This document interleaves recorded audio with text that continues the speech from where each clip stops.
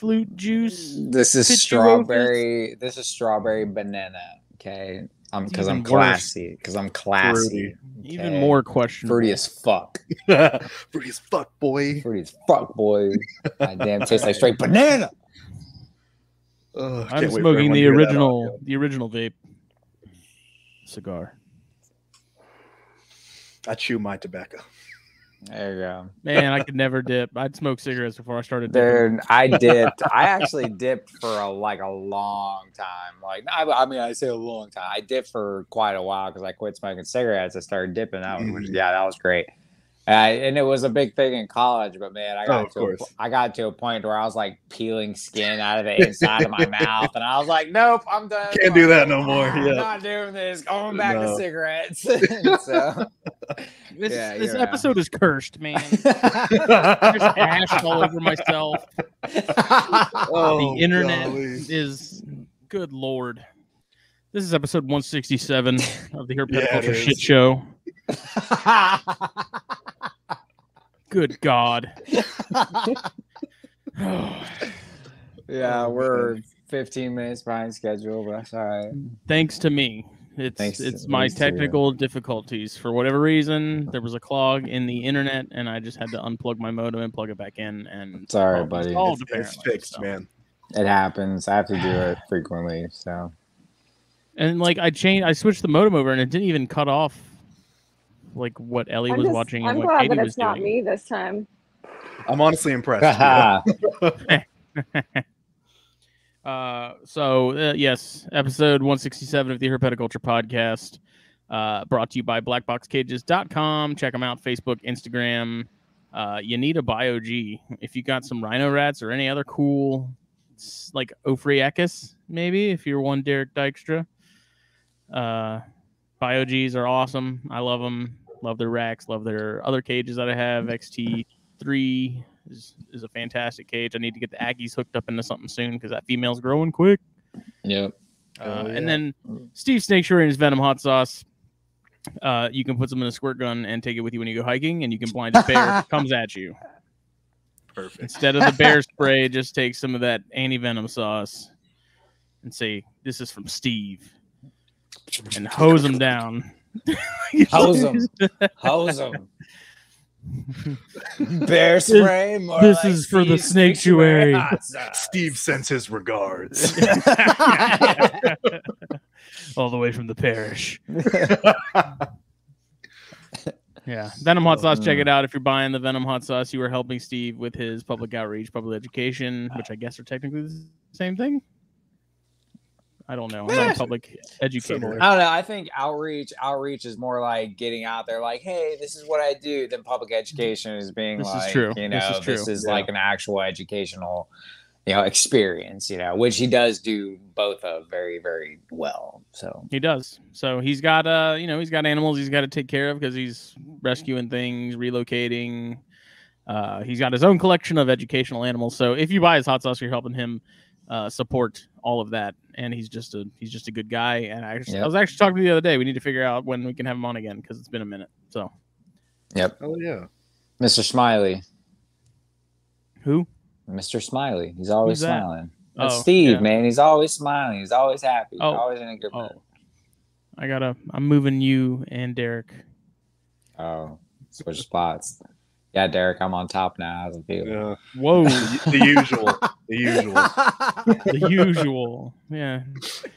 He's in Florida. He's used to being taken below everybody else.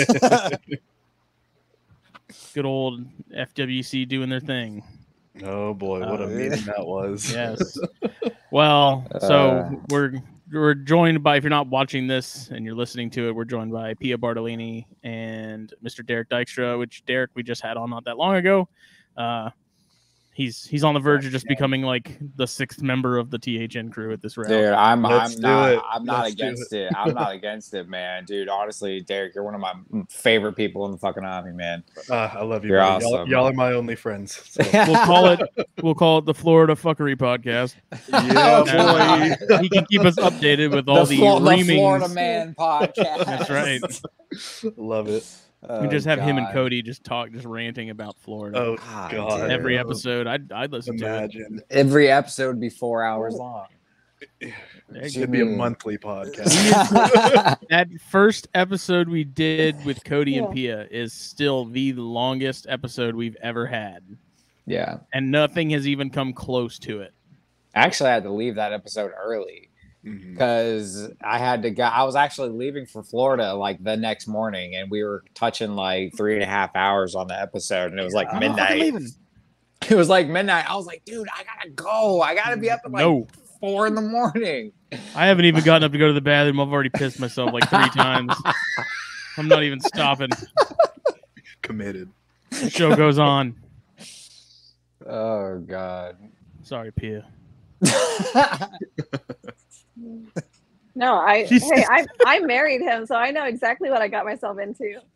We would easily have like 6-hour phone calls every night when we first started dating, and it was he would talk about everything, and I'd sit there and listen, and then I'd fall asleep, and he'd still be talking, and no, you'd wake up. Yeah, when you wake up, he's still the next going. morning, he's still talking. Like 8 o'clock in the morning, he's still talking. No, Yeah, no, but he's a good guy.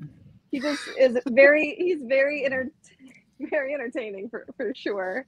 Yeah, he's just passionate. He is verbose, man. that guy. Yeah. His brain is a levian when it breaks the flood of thoughts and the stream of consciousness. It's more like a river. Just comes flowing. Yeah, his passion just oozes out. I feel like if you put him in solitary confinement, he'd probably just combust.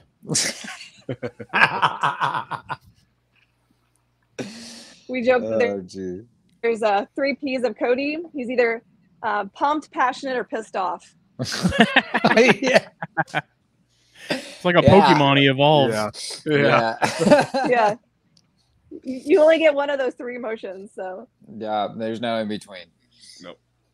I don't know. I feel like the passion can be like the intermediary between the other two as it kind of morphs. It does seem to pick up some of that and it carries over. I feel like passion is a part of the other two, you know. It's either very heated passion or it's very pumped passion. Yeah. Oh, absolutely. Yeah, so we're here to talk about some updates with RPI because it has been a minute. We got the Reptile Preservation Party coming up before Daytona, so I figured we'd get into that, get an update on like Fish Head and what's been going on there. There's all kinds of stuff. So first of all, I was at work, so I did not catch the FWC meeting. In a nutshell, what was the sort of how did that go for Floridians? So I was fortunate enough where I was able to stream most of it while I was at work, and I try to stay up to date with that kind of stuff. Like outside of captive wildlife, I want to know the redfish changes too. But as far as changes to captive wildlife from the most recent meeting goes, to sum it up, the only changes for venomous keepers in the state of Florida is we now have to keep record of all of our neighbors' names and addresses, so our investigator can reach out to and contact them if they need to in the case of like an escape or an emergency, which is weird, but it's a lot better than the original. Yeah, because the original was as a license holder, I have to go to every neighbor and be like, "Hi, my name's Derek. I keep all these venomous snakes. By the way, I got bodies in my basement. Yeah. By the way, can I also have your phone number and email address?" Like that's originally no way. And a lock of your hair for my collection. Yeah, that's what they were requiring with the first revision of that rule change. So thankfully, it's not that anymore. They just require us to have publicly accessible information. So you know what's messed up about that though? Is freaking pedos world? Don't even have to do that. Right? Yeah. Registered sex offenders don't even have to go to their neighbor and be like, "Hey, I'm on the registry, just letting you know. Can I have your name and phone number? Mm-hmm. Can I babysit?" That was potentially going to be really bad because a lot of people voiced the concern of, great, now my neighbor knows what I have. What if they try to burn my fucking house down? Yeah, exactly. Because there's some, dude, honestly, there's some people that will take that. I don't like to tell my neighbors that I have snakes because some people will take it to the point of oh, there's some devil worshiper, burn them down, No. No, I don't want to tell my neighbors I keep a bunch of serpents. If you have neighbors in my that just house. don't have a life and they live to just police whatever's going on their block because that's their kingdom, like that's even worse. Like that's our buddy Will Jordan, who lives here, who's doing BOA stuff. Like he's in he's been at odds with his HOA. Like legally, he's been in legal issues with his HOA for the last like 2 years. And they like he's not even doing anything outlandish. Like all this stuff is inside in his garage. Yeah, and all he has is boas. Like that's but he's got the HOA like trying to like they're basically suing him, saying that he's running a business illegally out of his house, which isn't true. Wow. Like it's one of the main, like a prime example of why I will never live in an area with an HOA. I don't care how nice it is. It could be a freaking castle. If there's an HOA, I'm not living in it. No way. Like I'm not, and for that very reason, because he's lived there for a while now. It wasn't until someone, I guess, some people drove by and he was cleaning tubs or something. You know, they saw it, and then animal control got called. Like, Jesus, it's been. I feel so bad for him. It's been one thing after the other, and he literally lives like right around the corner from me in a neighborhood, like a subdivision. So, God, that's the crazy. Worst. So, jeez, yeah. So, yeah, neighbors can be bad. That's why we don't want them to know what we have. So I'm thankful that was at least revised, and I don't have to go knocking on people's doors and then now concerned for the safety of my family and my animals. So, but even still, don't you have to like go, if you don't happen to just be friendly with them and have their contact, don't you have to like get their phone number and all that shit? Not anymore. So with the original rule, like the way it was worded originally, yes, but with the revisions that were made, now the only information I need to have are the names of all my neighbors and their addresses. What's considered to be public information. So I gotcha. Someone's phone number isn't necessarily public information. Okay. Well, that's good at least. Yeah, so that's a lot better. Now, as far as like the big changes that everyone's kind of going back and forth over is the requirements for injuries and escapes. As a venomous license holder, we've always had to notify when there's an escape. But now for class 2 and class 3 holders, which class 3 is like people who have foxes or skunks or raccoons or possums, things like that. A bunch of weirdos. Yeah, right. Mammal people. Yeah, we're over here with like 60 snakes. Like, those fucking weirdos. As a possum, my God. Yeah, I do want a possum. Oh, dude, I love possums. Katie won't let me get one. Yeah. I think you have to have a USDA license, actually, or some sort of weird. I have no clue, man. I know we had raccoons when I was young that we probably were not legally allowed to have, and they were assholes, man. Fucking assholes. But as far as regulation changes go for class 2 and class 3 permit holders, if an animal escapes and can't be recaptured within 12 hours, got to notify FWC about that. So that's new. At least they give you a 12-hour head start. Yep. Don't stop looking for that 12 hours. Exactly. You got to keep rolling. No sleep. Yeah. Put your shims and door sweeps. got to. And then as far as injuries go, that seems to be the big one that everyone's kind of arguing about. So the revisions that were made in the regulation that was just passed is now for class 2 and class 3 animals, if there is a medically significant injury that could result in death to a permit holder or employee of said permitted facility, that has to be notified to FWC. But for anyone else, like general public, if they are injured whatsoever, whether it be just a scratch that needs some stitches or something more severe, that has to be notified to FWC as well. And the way they're spinning that is that they are trying to collect data on injuries for all permit holders throughout the year. And the more scary thing is that volunteers are considered by FWC to be the general public. So if someone's trying to get their big cat hours and they get a scratch, that has to be reported. So basically it's a measuring stick to see how much of a serious threat the whole exotic sort of animal industry is to general public. Yeah. So in a nutshell, those are the new changes. The chairman of the board, the commission for FWC, also said some other things that were very concerning for captive wildlife and license holders. He came out and said that they don't want another python in the other Everglades. They don't want another incident similar to that. And we have a technical advisory group, which is stakeholders, permit holders working with a group of people from FWC. And I guess it's not making enough leeway. So the chairman said if the needle doesn't start moving forward, that the agency will just kind of start making decisions on their own. So things are going to get real interesting.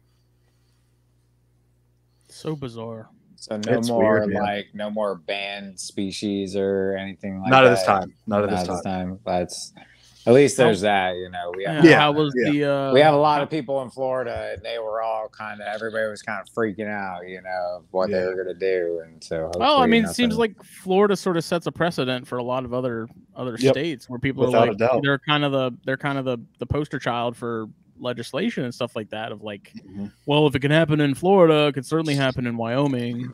And that's so annoying because Florida is a state unlike any other state in the country. Like there are things, especially the Everglades, just the Everglades by itself is unlike any other place in this country, you know, like there are things that, they will survive there year round just in the Everglades, you know, like you can't it's just compare. A perfect storm. Yeah, you know, you can't compare that section of the U.S. to everywhere else, you know. Like it just so happens to work for every other equatorial species in terms of habitat and crazy and things like that. It's like it's not. It just is. It is the way it is. Like you know, who's to say that even if they had curbed all this stuff, you know, 30 or 40 years ago, that it wouldn't have had the same outcome, you know? Right. Who knows? I don't know. But and then there's been no new bans or prohibited or white list species or anything like that. There was a list going around on Facebook of animals that were being looked into. Of things they were worried about becoming invasive. And I don't know who was in charge of doing that. I don't know if y'all saw it, but Mangshan vipers was on that list. That's something that they were worried about. Which, and I saw a lot of that stuff. Aren't those very cold weather montane species? Yeah. Like Yep. Jesus Christ, man. It's scary times down here in the old Sunshine State. Yeah. It's just goofy, but I mean, how was the turnout from the hobby at least? It wasn't so bad. It wasn't as big as prior meetings this year. I want to say we had, as far as speakers go, I want to say we had almost 9 people get up and just kind of give say their part on the regulations. There were a couple people that were like, you know what, this makes sense. I agree with these changes. And then the rest of them were like, no, this is an overreach.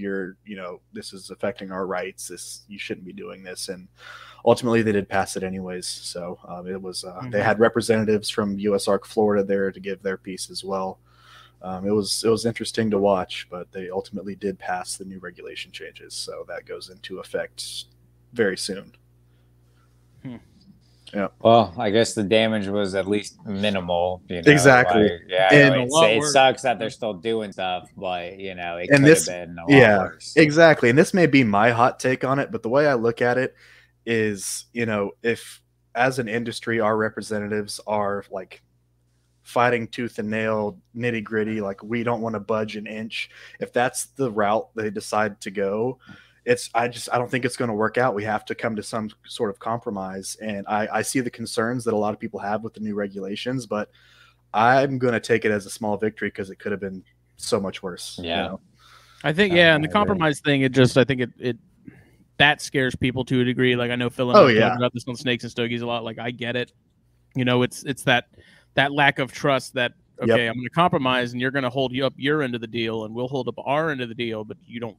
Like, there's a very high chance that they will. Yes. Yeah. And then Big Brother's like, I was kidding. I'm like, okay, we got that. Just cool. Let's go for 5 more. Like, they keep moving the goalpost kind of thing. And, like, I totally understand that, but I'm also sort of like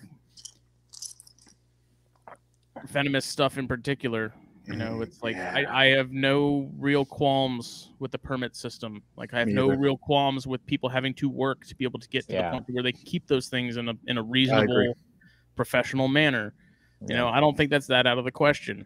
I agree. But I also I see it from the other side too, of like I should be able to do what I want. Like this is America. This is what we're founded on. Like I understand that too, but seeing what I see online with venomous stuff, it's like clearly we can't handle. We can't, like the self-governing part of it, it doesn't work. Happen. It doesn't. No, it doesn't work, and it sucks. And I hate to say that, but if we as an industry can't govern ourselves and try to stay as professional as possible, then unfortunately there's going to be a separate governing body that comes in and makes rules for us, and we just kind of do it to ourselves. That's what my sort of policy was with all the South Carolina stuff that was happening. It was like, let's at least get a group that talks to these politicians and stuff on a regular basis. Like, let's have some sort of like official, unofficial committee or something that basically when they want to pass these laws, they go to this group that's sort of like verified as like legit people in the hobby that aren't just cowboys, and basically like, this is what we're looking to do, and then having that committee say, okay, well, here's what's actually going on, here's the facts of what it's actually like, not what someone's been telling you on the side. And then like, if that way, if rules have to be made, at least we're the ones in charge of deciding, like, making those rules. Exactly. If that makes any sense. Exactly. Like, that's far better than, and I mean, we're still talking about that trust thing where it's like, at any right. point, you'd be like, we don't care. Sorry. Like, and that's like the input, but we don't care. Yeah. And that's like, they formed that technical advisory group here in Florida where it's representatives of, captive wildlife permit holders and FWC officials, but like, how do you be a part of the tag? How do they decide who? Like, what if I want to be on that tag? Right. How do I figure that out? Well, then there's the hurdle of biases on both sides. Yeah, exactly. Yeah.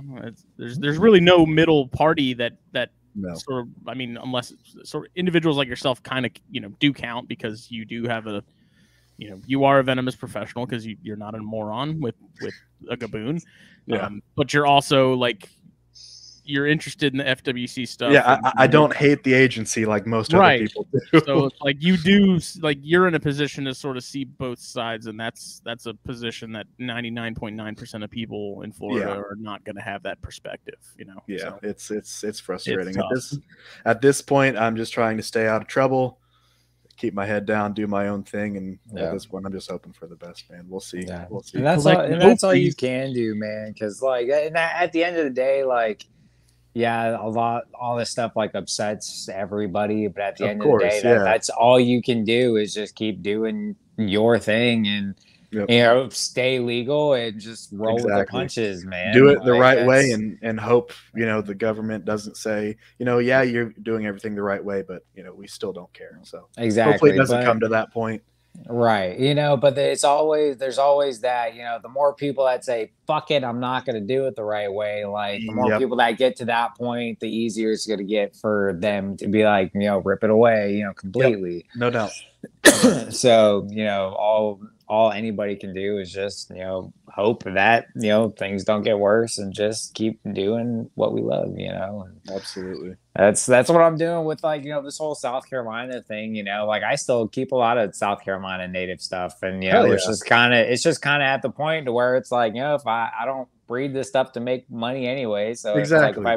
If I breed South Carolina stuff, like if I can get rid of it before it's 20 inches, awesome. If I don't, then it just parks. See, like, even then, like those laws they put in place were aimed at the right people they were meant for, which is the people that were smuggling stuff and going out and catching as many animals as possible and selling them. Like they're not saying you can't sell corn snakes.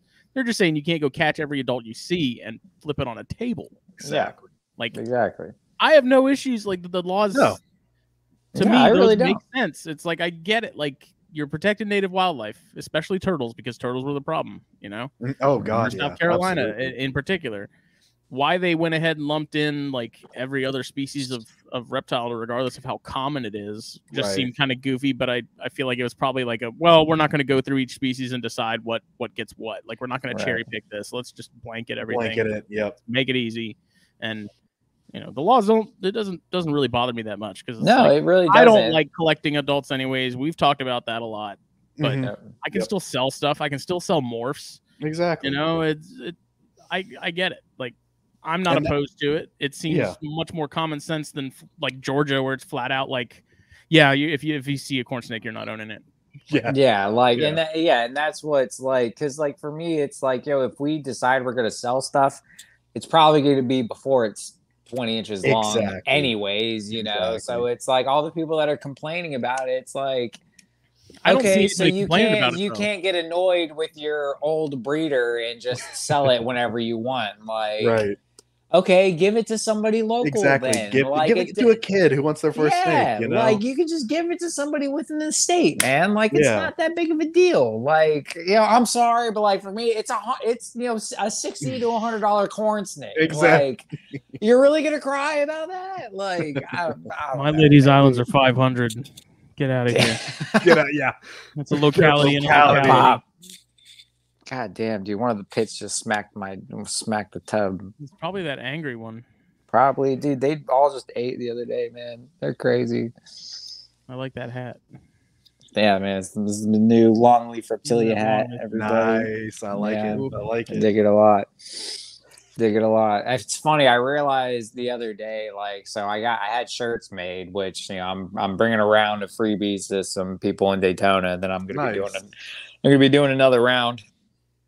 And which Derek, you'll be on the list for the next round. Hell yeah! You'll get a freebie because you're my boy. But it's funny. I realized. Pia can go to hell. So my shirts, yeah, Pia, fuck you. No, I'm just kidding. She sits there silently in the corner, just probably a tear rolling down her cheek because you don't get a shirt. You'll get a shirt too, Pia. I gotta get you and Cody some shirts. But yeah, no, it's funny. I realized so my shirts are like they're sand in color, so they're like kind of a tan, cool. And then like these hats are like the same style that the DNR here uses, and so it's like the same color and hat. And I'm like, this is very DNR-esque, but it kind of works with like the long leaf. It does. So, you know, I'm not too mad about it. You know, that's cool. It matches. So yeah, coordinate. So yeah, this is the only hat I made. You upset her. Yeah, there's a huge lag between us and Pia. By the way, I noticed that earlier. There's like, I mean, like it's like 5 to 7 seconds. Yeah, their internet's spotty. Y'all know that. Yeah, oh yeah. Yep. Look, she said, just playing. I'm back. You there, Pia? Can you hear I us? just wanted Jake to feel bad. Drinking from his wood cup like a pilgrim. Listen, man, my father made this. My father made this with his bare hands. That is cool. that is craftsmanship. That is beauty at its finest. My dad built this house with his bare hands. My dad actually did build this daddy's house with his hands. So you can Winchesterton, Fieldville, Iowa. Put it up yours, buddy boy. Pia, are you there? Can you hear? Are you here? Are you here? Can you hear? Milwaukee. I am here. But it literally sounds super choppy on my end, and I literally probably spoke too soon that I didn't have internet issues. Oh, no. But so I've restarted a couple times. I feel like I have good service, but I'm outside now instead of in the Montaigne room. Oh, I don't know God. if that would help anything, but that's terrible. You go from cold, nice Derek, and cold in the Montaigne room to the humidity of Florida. Our person. The liaison. The liaison. The what? The liaison. Lee who? Yeah. Yeah, Derek is our curator of education. Makes me sound official. Curating and molding minds. On all things RPI. Huh? Except for the people that you went to go get that rattlesnake. Dude. Dude, I'd be pretty heated. Yeah, so for anyone listening who doesn't know, because I only have like 2 followers on Instagram, I got a phone call, or actually it was a Facebook message. Both of them are right here. It's me and Jake. That's it. My biggest fans. Yeah, goddamn right. I got a Facebook message from this lady in town, and it was like, we just saw the biggest rattlesnake I've ever seen on my property, and it tried to bite my son. Can you come catch it? And I was like, fuck yeah, I can. Fuck yeah, I can. So I was like, yeah, I just got back in town from work. I will be right there. What's your address? So I'm pretty pumped. Get to see. Well, I'm always curious to see if it's actually a rattlesnake when I show up. Right, So yeah. I like that excitement of, okay, what is this actually going to be? Because all you guys have down there is eastern diamondbacks and pygmies, right? Where I'm at, yes. If you go a county over, there are canebrakes, but Okay. not where I'm That at. county line is Yeah. they draw the Yeah, line. exactly. They're like, that no blows way, my man. mind, dude. Honestly, when Billy told me that y'all don't get cane breaks, I was like, what? Yep. Like, what do you mean It's you don't crazy. get cane breaks? Because that's all we get. Like, that's insane all we to see me. is cane breaks. Insane. There's a I wish. threshold 2 miles away that they just refuse to cross. Dude, Yeah, you ever want to find some cane breaks? Come see me, dude. Like, You don't ever show me cane breaks. Well, you never come with me. You never You never come tell with me me. when you go. That's not my fault. Yeah, Oh, because you used to work all the time and it's too hot right now. Trouble So, in paradise? yes, there's been trouble in paradise. He doesn't go herping with me. Give me the shirts back. Okay, anyways. Oh, rattlesnake okay. Anyways, thing. so yeah, I'm excited to get to go see a snake, and I enjoy the interactions I have with the public usually during these things because like they reach out to me. Obviously, they care a little bit, so that's enough to Usually. work with. Usually. Yeah. So I get there, and there's the woman and her oldest son, and they're standing like on the bed of their truck, pretty much. And I'm like, okay, I asked you to keep an eye on the snake. Where is it?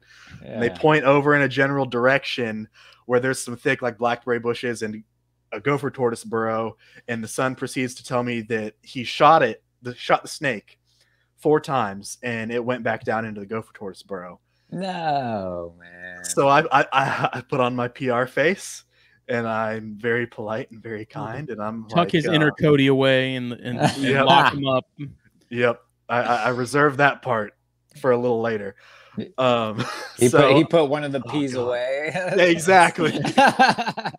So I use this opportunity to tell them that there's no need to shoot the snake, especially if I'm on the way to come get it, because I definitely know what I'm doing. They assumed I would be able to get it out of the gopher tortoise burrow. So when I informed them that burrow could go like 40 feet that direction and 60 feet down, I'm not getting that snake out of the burrow. They didn't realize Unless that. you have a doorway to Narnia. Yeah. Exactly. So So you didn't bring a shovel, bro? What kind of snake catcher are you? I do my due diligence. I'm down there with like my phone light, putting my head in the mouth of the burrow, like praying it's sitting right there for me. Yeah. Pissed off raccoon comes out and is like, Yeah, right. And then I'm like, you're looking for.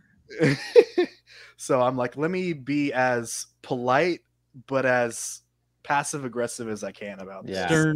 Stern but fair. So I informed them that the snake is probably slowly going to die in that hole because they shot it. Well, wait, did he actually hit it? Like, does I he know doubt it. He says he did. When he says I shot it 4 times, I think he shot at it 4 times. I doubt he actually hit it because it was a little Smith & Wesson handgun. Oh, okay. Yeah, I was gonna ask if it was like a 410, he may have got some that would BBs be in there. Yeah. But if it was a little handgun, then he probably missed it. I would still expect a decent sized Eastern Diamondback to survive some bird shot. Yeah. So we'll see. I told him that if it does happen to pop back up, to call me and keep an eye on it, and I will be there to catch it. I mean, I got there in like 15 minutes. I was like, look, y'all, I could be here fast. Just leave it alone. Just leave it alone. Keep track of it. So, I mean, it was frustrating because I hope none of the bullets actually hit the snake and that it escapes down into the burrow. It was a good educational moment. But gosh, man. I mean, did they seem receptive to it? They did. They were super pumped. They like, it's kind of, maybe we didn't kill it. This is awesome. Yeah, no, they were nice folks. And it's funny. I've gotten a reputation. I live in a really small town. There's like population's like 1,400. And, in our local word of mouth Facebook group at this point, I'm pretty sure everyone knows me as the snake guy because I go and I do relocations and I'll post videos in the word of mouth group. So I get a lot of recommendations for that kind of stuff. So afterwards, like this lady went on there talking about how fantastic I was and how kind, and I did all this education. So they were very receptive to it, which makes me feel good. At least it wasn't a total loss. So hopefully moving forward, they don't shoot any more snakes. No, man, because that's a huge thing around here too. I was actually so for work, I went to a wetlands identification class that the DNR here was putting on, and we had to go around and, you know, introduce ourselves and talk about, you know, say something cool, you know. So obviously I was like, yeah, I'm a snake guy, you know. Exactly. So I brought that up. Yeah. So yeah. So, but while we were going on this hike, you know, looking at some wetlands, you know, a girl came up to me and she's like, "Hey, so you said you're into snakes, right?" I was like, "Yeah, you know." And we talked for a little bit, and she was like, "So my parents are, you know, they've been having problems with, you know, seeing what they say are copperheads, and you know, they just keep killing them, and I try to educate them on this stuff, but I really don't know what to say." And I was like, okay, I was like, here's a perfect talking point. I said, tell them that 80% of envenomations come from people trying to kill the snake. I was like, and that's a fact. You know, she's like, really? I was like, yeah. I was like, I swear to God, like most people that get bit because they were trying to kill it, you know, whack it with something. You know, she's like, oh, yeah, I'll tell them that, you know, because they don't, you know, apparently they don't want to kill it, but, you know, they feel like they have to. Exactly. I'm like, you know how long that snake's probably been hanging around that area, and you saw it this one time as, that's my you know, favorite go-to is, you know, how long have you lived here and how many times have you seen X species? Exactly. You know, you realize that snake, like they have like, no, snakes don't have like, this is my house, you know, like they have a territory, you know, like they have and a they range don't want to be around you. Exactly. You know, so it's like if you see an adult snake, that snake has been there for years and you're just now seeing it, you know, like it's not that big of a deal. Leave it alone for 10 minutes and it'll be gone. It's the same with spiders and stuff, though. Like people are so freaked out by like because big spiders and like big snakes. It's like you realize that even the big stuff, you're still gigantic to it. Exactly. Yep. Same with like gators and stuff, man. It's like I've seen plenty of bigger sized gators that want nothing to do with somebody, like anybody. No. You know what I mean? You bring up you're still a predator in their eyes, and they still want nothing to do with you. And if you give them the opportunity to just go the other way, they're gonna do it. Yep. You bring up alligators. There was a lady in our local word of mouth group just yesterday saying, basically posting everywhere, warning people there's this like 7 or 8 foot alligator in this specific lake and it needs to be removed. Everybody needs to call Fish and Wildlife so they can come remove it. And I'm just, I lost my patience with this lady because she's 64 years old and I used to teach wildlife education. I'm like, okay, that's cool. And you should know. Then you should know. And she's like, I love our alligators, but this one's dangerous. I'm like, okay, so you love it when it's convenient for you. Yeah. You know, oh God, people. Well, it's just there's a giant just lack of general knowledge about that stuff because there is one of the part timers at the cigar shop. He lives, Jake knows, out on Dawtaw, and he has a pond, I guess, in his backyard, and he gets gators in there throughout the year, but he's never really worried about them. But I remember one day he was like, yeah, it was like hanging out on the bank in my backyard and its mouth was open. He's like, was that being aggressive? And I was like, no, man. I was like, they're like dogs. Like they can't sweat. That's the only way they can cool off. Yeah. Like that's not aggression. That's just him hanging out because he's just enjoying the sun and he's just warm, you know? It was like, there's nothing aggressive about it. I was like, frankly, like you go anywhere near that thing, it's going to take off. I mean, that's such a great example of how people misinterpret behavior. Yeah, dude. It's you know, because everybody like gators, you know, and gators are so amazing because like they're so prehistoric and they're like such an apex predator. But like at the same time, like I understand that like people are like afraid, you know, like whatever, but they're not like what I always tell people, like, you don't understand. Like in the crocodilian world, these are the puppies. Exactly. Okay, like they are the puppy dogs. Like they want nothing to do with it. Don't let your tiny little rat dog go near it, and you'll be fine. You know, don't let something so small it can fit in its mouth, you know, right near it, and it's you won't have any problems. Oh, that's like, you know, like I upset a lot of people because they were telling me, oh, I bet you would feel bad if this gator attacked someone's child, and I was like, no, not really. No, not really, because you're the dumbass who let it get close to the gator. I care about the alligator more than I care about your children, and you know, I'm sorry, but and that's the thing too. I'm like, look, if you're that concerned about it, and I laid it all out. I was like, all right, let's look at what happens to nuisance alligators in the state of Florida. You call a trapper comes anywhere. Out. I don't think there's any state that they're native to where nuisance alligators don't get off. Yeah, because like how else do trappers make their money? They make it off hide, they make it off meat. You know, they don't get paid a lot necessarily to go catch gators for people. State doesn't pay them much, at least down here. So I'm trying to explain to these people, look, you call them to come get this alligator, it's bigger than 4 feet. It's a death sentence for the most part. There are some great trappers that will find facilities like RPI that will buy the alligators from them. RPI has I think 5 adult American alligators now that all came from nuisance relocations, which is awesome. Nice. Great relationship with the trappers. But most of them don't get that lucky. No. So I'm like, look, if you're concerned about your pets and your kids, you know, what's the big deal of giving up like a summer or a couple months of, you know what, maybe we're not going to swim in the lake right now or this year for a couple months. Yeah, let's not go play in the pond in the backyard. Yeah, exactly. Yeah, get a fucking pool, dude. Like, I'm sorry, like that's my thing. Like, and that's what I hate about, like, you know, so many people, you know, from up north moving down here, you know, and not really understanding, you know, how wildlife works. It's like, look, you see a lake, it doesn't mean you can just hop in it. Yeah, like, you know, gators the Great Lakes, man. There's probably a lot of reasons you shouldn't swim in the lake, but like, get a fucking pool, dude. Like that flesh-eating bacteria, boy. You know, you know, like, if you don't want to eat the fish out of it, you probably don't want to swim in it. That's all I'm saying. You know, like, get a fucking pool. Like around here, I always tell people, like, look, if there's fresh water around here, it's probably best to not walk right Assume next there's to it, one or have your little dog drink That's out what I of it. tell like, people. There's fresh probably water. Assume there's one in there. Yep. Yeah, doesn't matter what size. Just know that there's probably one hanging out in there somewhere. And it's not anything. And it's not like it's anything you have to be fearful of. You don't have to be scared of alligators. You just have to be aware. Yep. Like, that's it. Don't let your children walk into the water, like right near, you know, where you know there's gators, and don't let your small dog take a sip out of it. Exactly. Like, come on, dude. Like, it's not that hard. It's really not. And I don't know, man. It's frustrating. You wouldn't let your kids play in a busy street. Yep. Exactly. Apply the same mentality to freshwater. Exactly. Except, unfortunately, nowadays most people would, and then they would blame everybody else because the street shouldn't be busy. Yeah, exactly. Why are there so many cars? I don't care if it's a highway or the interstate. Yeah. Oh, people. I don't know, man. Like, I deal with so with my job, like, I inspect construction sites, and right now, like, there's been a ton of construction going on. So, like, I'm managing about 300 construction sites by myself right now. But a large majority of them are in gated communities, and in all of these communities, all of our stormwater is managed from retention ponds.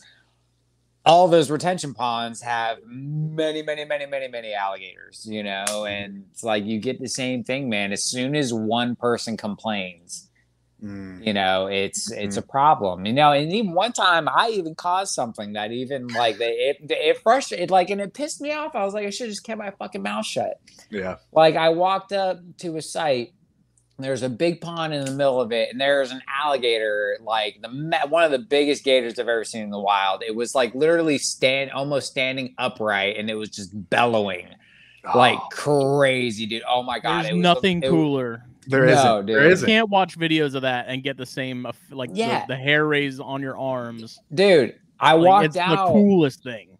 I walked out, and the best way I described, so I was walking because I heard it before I saw it. So I walked onto the site, and I heard what sounded like a boat motor stuck in mud.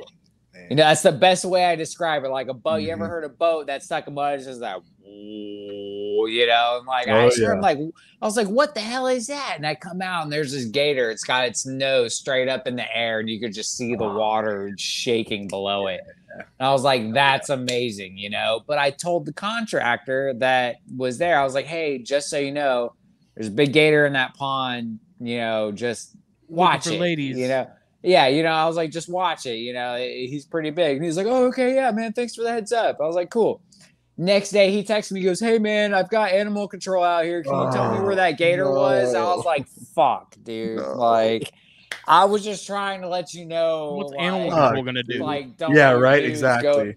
Yeah, you know, and I was like, dude. So I was like, I don't know, dude. Like, I just saw it. Like, I can't. I saw him leave and go to another pond. Yeah, he was on his way out when I saw him, you know. And Oh, dude, I was so pissed. I was like, I should just kept my freaking mouth shut, man. Like, I didn't think anything would come of it. But I think he said they couldn't find it, you know, and all this shit. So I was like, all right, cool. I'm not gonna help. Not gonna help. You know?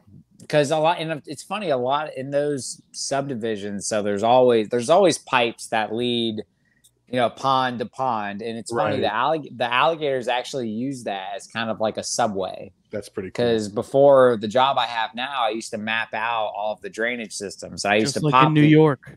I used to pop these. I used to pop these grate inlets that, you know, funneled water to ponds, and there I found gators in them all the time. Wow, so that's cool.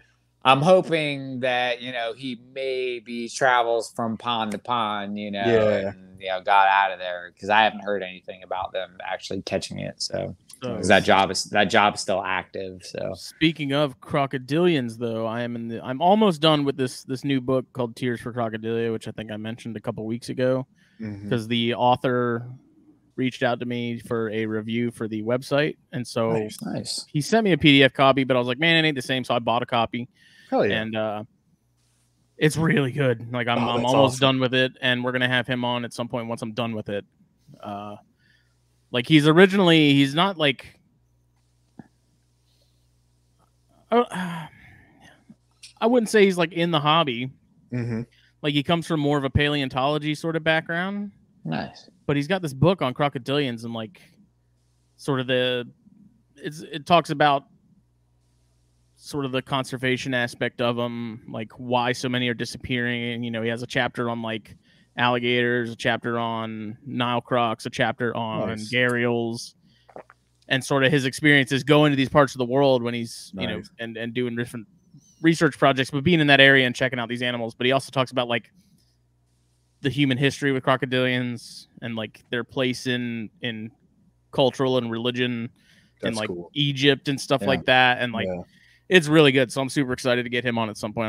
I need to really hammer down and finish that. That's awesome. Yeah, it's such a good book. That's super cool, man. Because like, you know, crocodilians in other parts of the world are very respected, you know, because they're so dangerous, you know. Like there's there's tons of stories. You know, I love watching documentaries about, you know, people and their experiences with crocodilians, you know. And it's super unique how some cultures, you know, view them.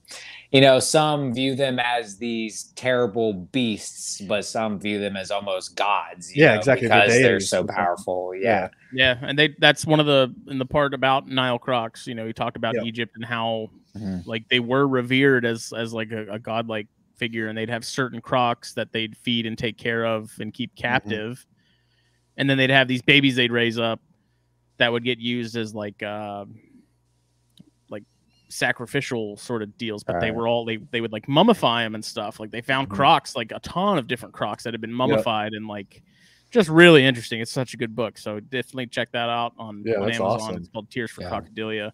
And like I said, I'm almost done with it, but there was actually some stuff I learned a lot from it that I didn't realize about a couple of different crocodilians, just in terms of like the ecology and stuff like that. It's really well done. You know, he writes, he's a phenomenal writer. I can't wait to do that episode, because it's a phenomenal book so far. It's easily one of my favorites that I've read in a long time. So I need to get back into reading more, man. It's hard to make time for it, dude. I've been so busy, dude. Like it's literally between work, you know, like I go into work at 6:30 now, I get off at 3, and it's like, you know, on the days my girlfriend, because me and my girlfriend work pretty much opposite schedule. She works 12 to 8 a lot of days, you know, so it's like on her days that she's not at home, you know, I'm in the snake room, which is great. It works out perfectly for me working with the snakes. You know, I get snakes in, I get time with her, you know, and it's a great schedule. But like, because of the collection that I maintain now, like I can't find that extra time, because it's either work, snakes, you know, time with her, and then actual chill time of not doing anything, you know, because I need that, you know. I need my downtime. It's important. It's so important. Yeah, I need that. I need that, because some people can't sit still. I can sit still for a while and not do shit, you know. But like a lot of people can't do that, and that's fine. But like I need that balance. But like with the collection I maintain now, it's really hard to find time to set aside to just read, you know, and not really usually have an agenda. See, that's like when I do it, it's usually just before bed. Nice. Yeah. And there's some nights where like I try to at least read one chapter, but there's some nights where I'm like dropping the book on my face because I'm so tired. And it's like I'm one of those people I really struggle to be able to read like anywhere regardless of what's going on around me. Like Katie can read in the middle of a freaking tornado. I retain everything. Yeah. I cannot do that. Like it's got to be quiet. Yeah. I gotta be like my phone's got to be on silent. Like I just for some reason I struggle to like really be able to focus and read unless I'm in the right sort of environment for it. I'm the same way, dude. Like when I was in college, I had to whenever I was studying, I read out loud to myself because for me, like when I'm reading stuff like in my head, my brain's going on all other types of shit. Tangents. All these tangents, thinking about other shit that's going on because I'm so busy. But me, I'm a very audible learner. So if I can hear it, I'll take it in a lot more, you know. So a lot of times I have to read out loud to actually, you know, read it one time through and retain it. But like, I'm the same way, dude. I think it's also because I'm always on something else. I read a lot of nonfiction and Katie reads a lot of fiction, and maybe it's easier because it's almost like you're watching a movie when it's fiction. Like with nonfiction, it's more like you're reading that information, sort of processing it. Right. You know, it's a textbook almost. Yeah. Yeah. And I don't know, but I definitely I have a ton of books that I bought years ago that I haven't even cracked open that are completely unrelated to reptile stuff, but they're you know, music related. Nice. Like I got Johnny Marr's autobiography, The Guitars for the Smiths, which I've been wanting to read forever. I've yet to get around to it. Yeah. Guitars for the Smiths. That's kind of funny. And I keep buying.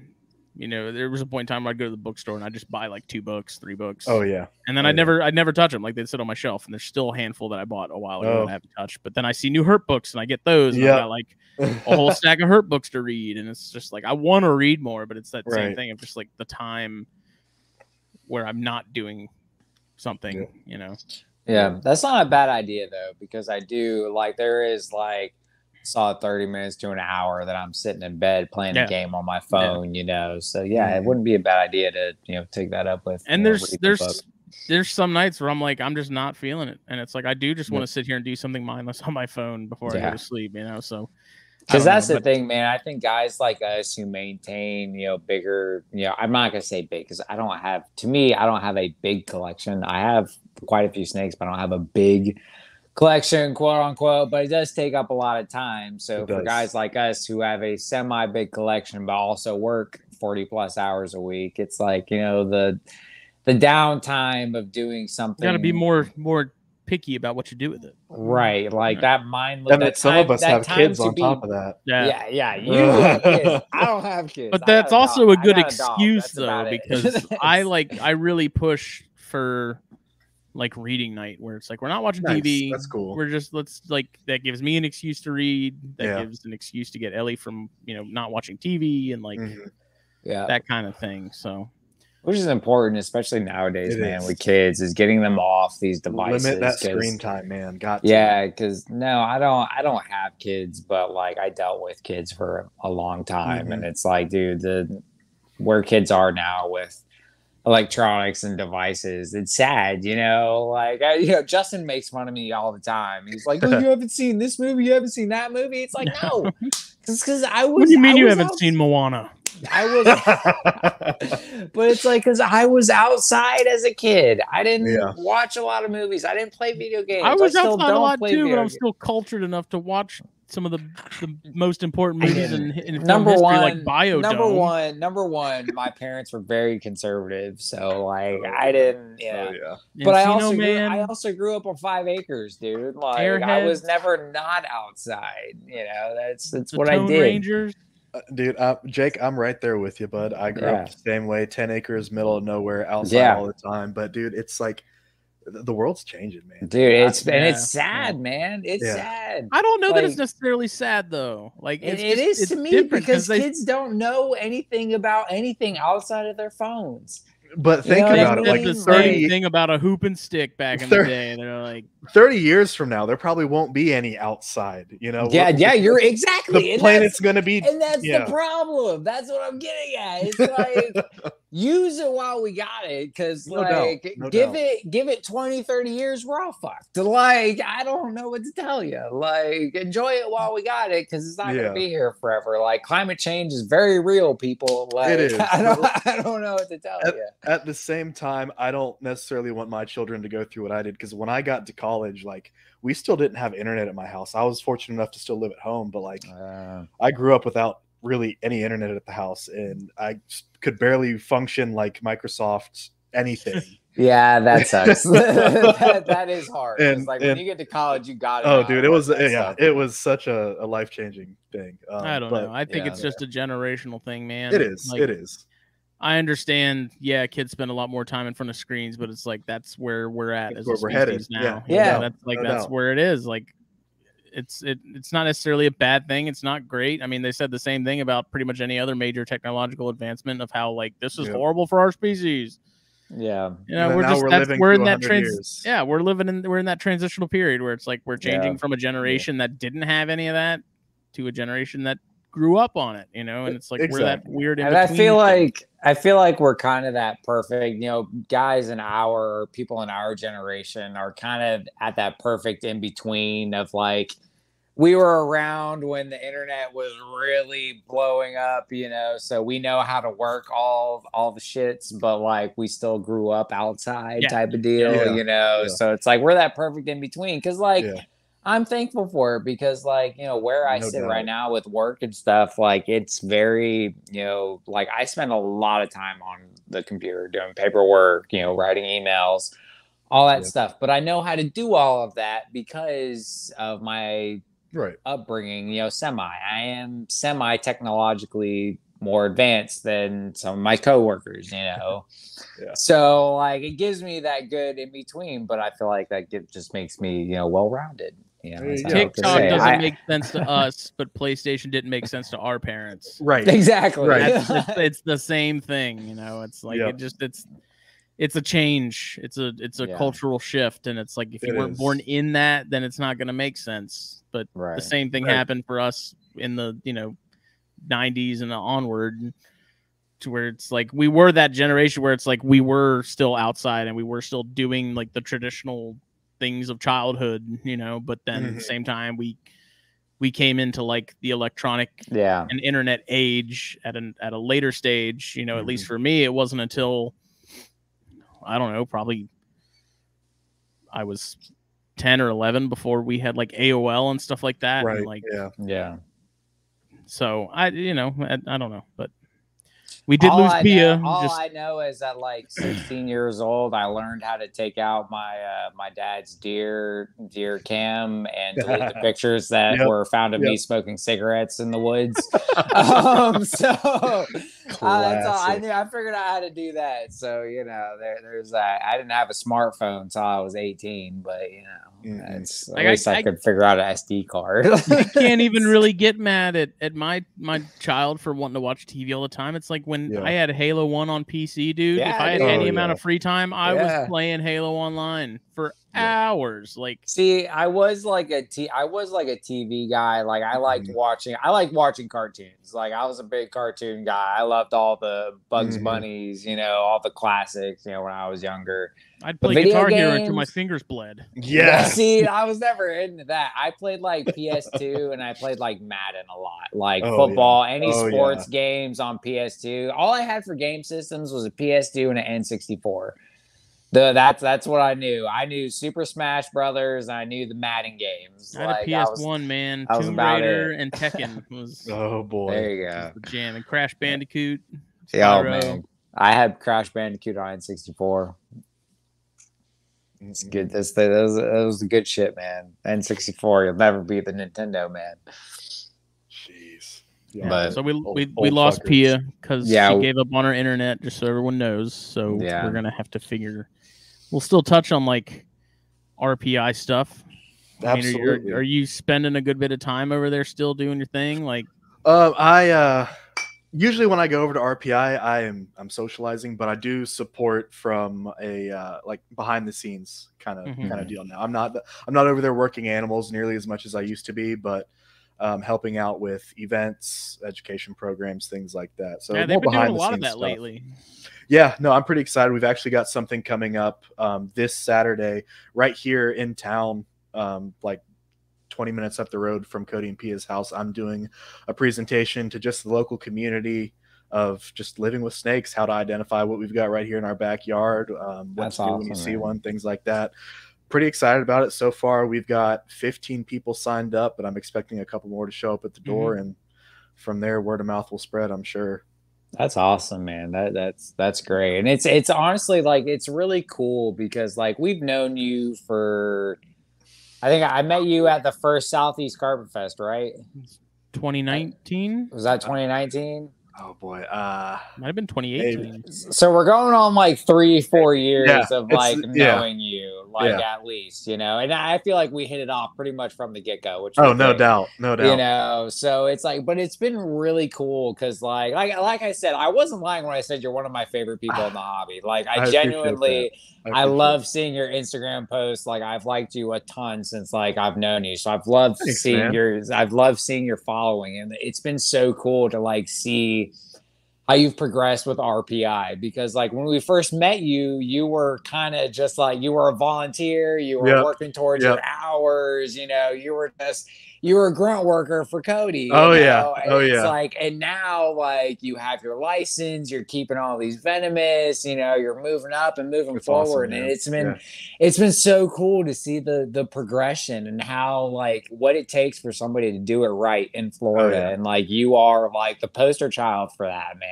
I appreciate that, man. Thank you. Man, it's been so cool just to see your progression through it all. It's awesome. It's been a fun journey, man. There's been a lot of ups and downs. There have been things that I didn't expect to happen, opportunities taken and missed. It's been a lot of fun though. You know, it really has.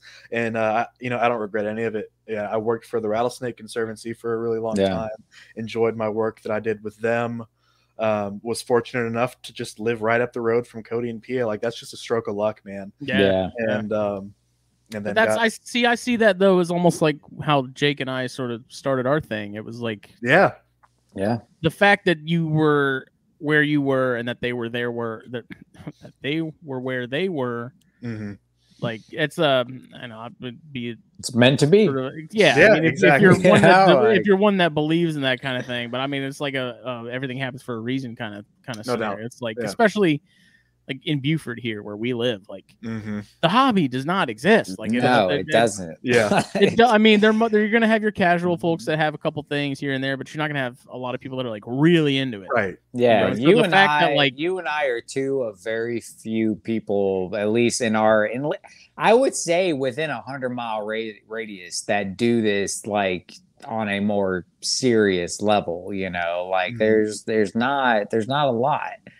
You know, but just the fact that you're where you are, and then Pia and Cody are, you know, right there as well. It's like it's almost hard to deny that it's completely coincidental. I don't know, but no, it's been awesome, man. Because also in the grand scheme of things, I haven't been keeping reptiles for all that long either. Like I wasn't someone who, as a kid, kept a bunch of reptiles, and like my dad didn't keep reptiles or any of that stuff. Like I didn't get into it until I was in college, and then so like the past since 2017 is really when I got my first snake, and also the same year I started working venomous. So I'm still fresh, I'm still green to all this, but it's been awesome to have the mentors I've had and to meet, you know, both of y'all and the network and all just these amazing people within the hobby, and learn so much, because I am still so green to a lot of this stuff, but I've been able to learn a lot really quick. And I'm kind of that person, when I find an interest in something, I go all in. I do a bunch of reading, all videos, all that stuff. I can't tell you, I listened to y'all's podcasts a million times. Back to when it was just you two talking about random stuff at the very beginning. The good old days. Yeah, man, that's crazy, man. And it's so funny hearing that from somebody like yourself, you know, because I have all the respect in the world for what you do and the stuff you keep, man. You know, like I respect you a ton. And for you to say, like, you know, like, I remember back when, you know, just listening to you guys over and over, just when it was y'all, and I'm like, fuck, man. Like, really? Like, I feel bad for you. I don't even go back and listen to that shit. It's so funny because, like, for a lot of people in the industry, like, NPR is the OG reptile podcast. But, like, for me, who came into it a lot later in the game, y'all were the first reptile podcast I learned about and started listening to. Ooh, damn, dude! Wow, that blows my mind, man. But that's so cool to me. Like that's amazing. And it's like, and it's funny because like lately I have been kind of looking back at like, you know, my keeping career, you know, like herpetocultural career. Yeah, you know, because it's like, no, I didn't start with a bunch of animals. I didn't start with snakes, you know, but my mom was very supportive. My dad hated snakes. But because I loved snakes when I was like 7, but my dad hated them, you know, but my mom was so supportive. I love my mom to death. So she got me geckos when I was like 8, you know, 8 years old. I'm messing with these leopard geckos, and I kept leopard geckos till I was 12, you know, I mean, or no, I kept them longer than that, but I didn't get my first snake till I was 13, 14, you know, but even then it's like, man, I got my first snake when I was 14. I was like, that was 12 years ago. Jeez. Like, that's crazy to me. Like, to think I'm at the point of like, no, I haven't been keeping on a bigger scale for that long, but I got my first snake 12 years ago. That blows my mind. You know, it's just, I don't know. It's crazy to think about. It's cool, man. To just sit back and reflect on everything. It's puts a lot of stuff into perspective. Yeah, and then it's like looking all the chondros I've killed. You know, and it's even better because like I remember a long time ago, and this is not a bash at any of my family members or anything, but I've always been looked at as kind of like the weird kid, you know. And I remember like my uncle one time specifically said like, you know, Jacob, when are you gonna grow up and get out of the snake stuff? And I was like, all right, cool. And now I look around my room and I'm like, fuck you, dude. Like, I never did. Like, and that's fine, you know, and it's great. I love what I do. I love everything that I get to look at every day. It's more than a hobby. It's a passion. Exactly. And if you want to dumb stuff down, we're born, life sucks, and then we die. So we need to find something that makes us happy in the meantime. Exactly. You know, like you got to do something that keeps you happy. You know, everybody's got a hobby. Yeah. Like I knew full ass adults that collected stuffed animals, but it's like, they laugh about our snakes, but they're the ones that had a freaking closet full of Beanie Babies. Yeah, exactly. Thinking they'd get rich because they got that Princess Diana one. Yeah, exactly. But like this hobby is exactly why I don't judge anybody for something that they're into. I don't care what it is. If it's something that ignites you, dude, I hope you do it forever. Absolutely. Because like, you know, we all know better than anybody that getting teased for what you loved sucks. Like, it sucks. I know plenty of people that never like middle really school was brutal. Went off. Elementary school was brutal. Dude, I had my own teacher. Like, granted, I was homeschooled, but I took classes like at my church and stuff. No. So like, I did have the teacher was a real asshole. No. I did have teachers in high school. I like my church was really weird, very cult like. Like I don't want to get to it, but I did have on me. My teacher picked on me. Shut up. I did have a teacher. I had several teachers in high school, actually, you know, because I did take classes and stuff. But I literally had one of my teachers called me Lizard Man. He would go like this. Wow. He would stick his tongue out. That's weird, like, man. Come on, man. Like, I don't think I could even have someone like a teacher do that to me and not think it was hilarious. Dude, and I was like, what the fuck are you doing, dude? Like, wouldn't you like to know, Lizard Boy? I am a child. Like, what are you doing? You're really making fun of me right now, you know? Yeah, I mean, when I got picked on, that was always like the first target because that was all they had on me. You know, like that was all they knew because I was pretty quiet in school. Like, I wasn't a social butterfly. Like, I carried around a freaking Ziploc bag full of flashcards with scientific names on. You really think I was popular and hanging out with the cool kids? Nerd. Come on. Yeah, no, man, it's. But that was always the lowest hanging fruit for them was that. And that was Yeah. always what they picked on. Yeah. It was always like, yeah, okay. It was like, that's all you got on me, dude. Like, I mean, of course it sucked when you're a kid and you're in like middle school and elementary school. Like, yeah, it's not any fun.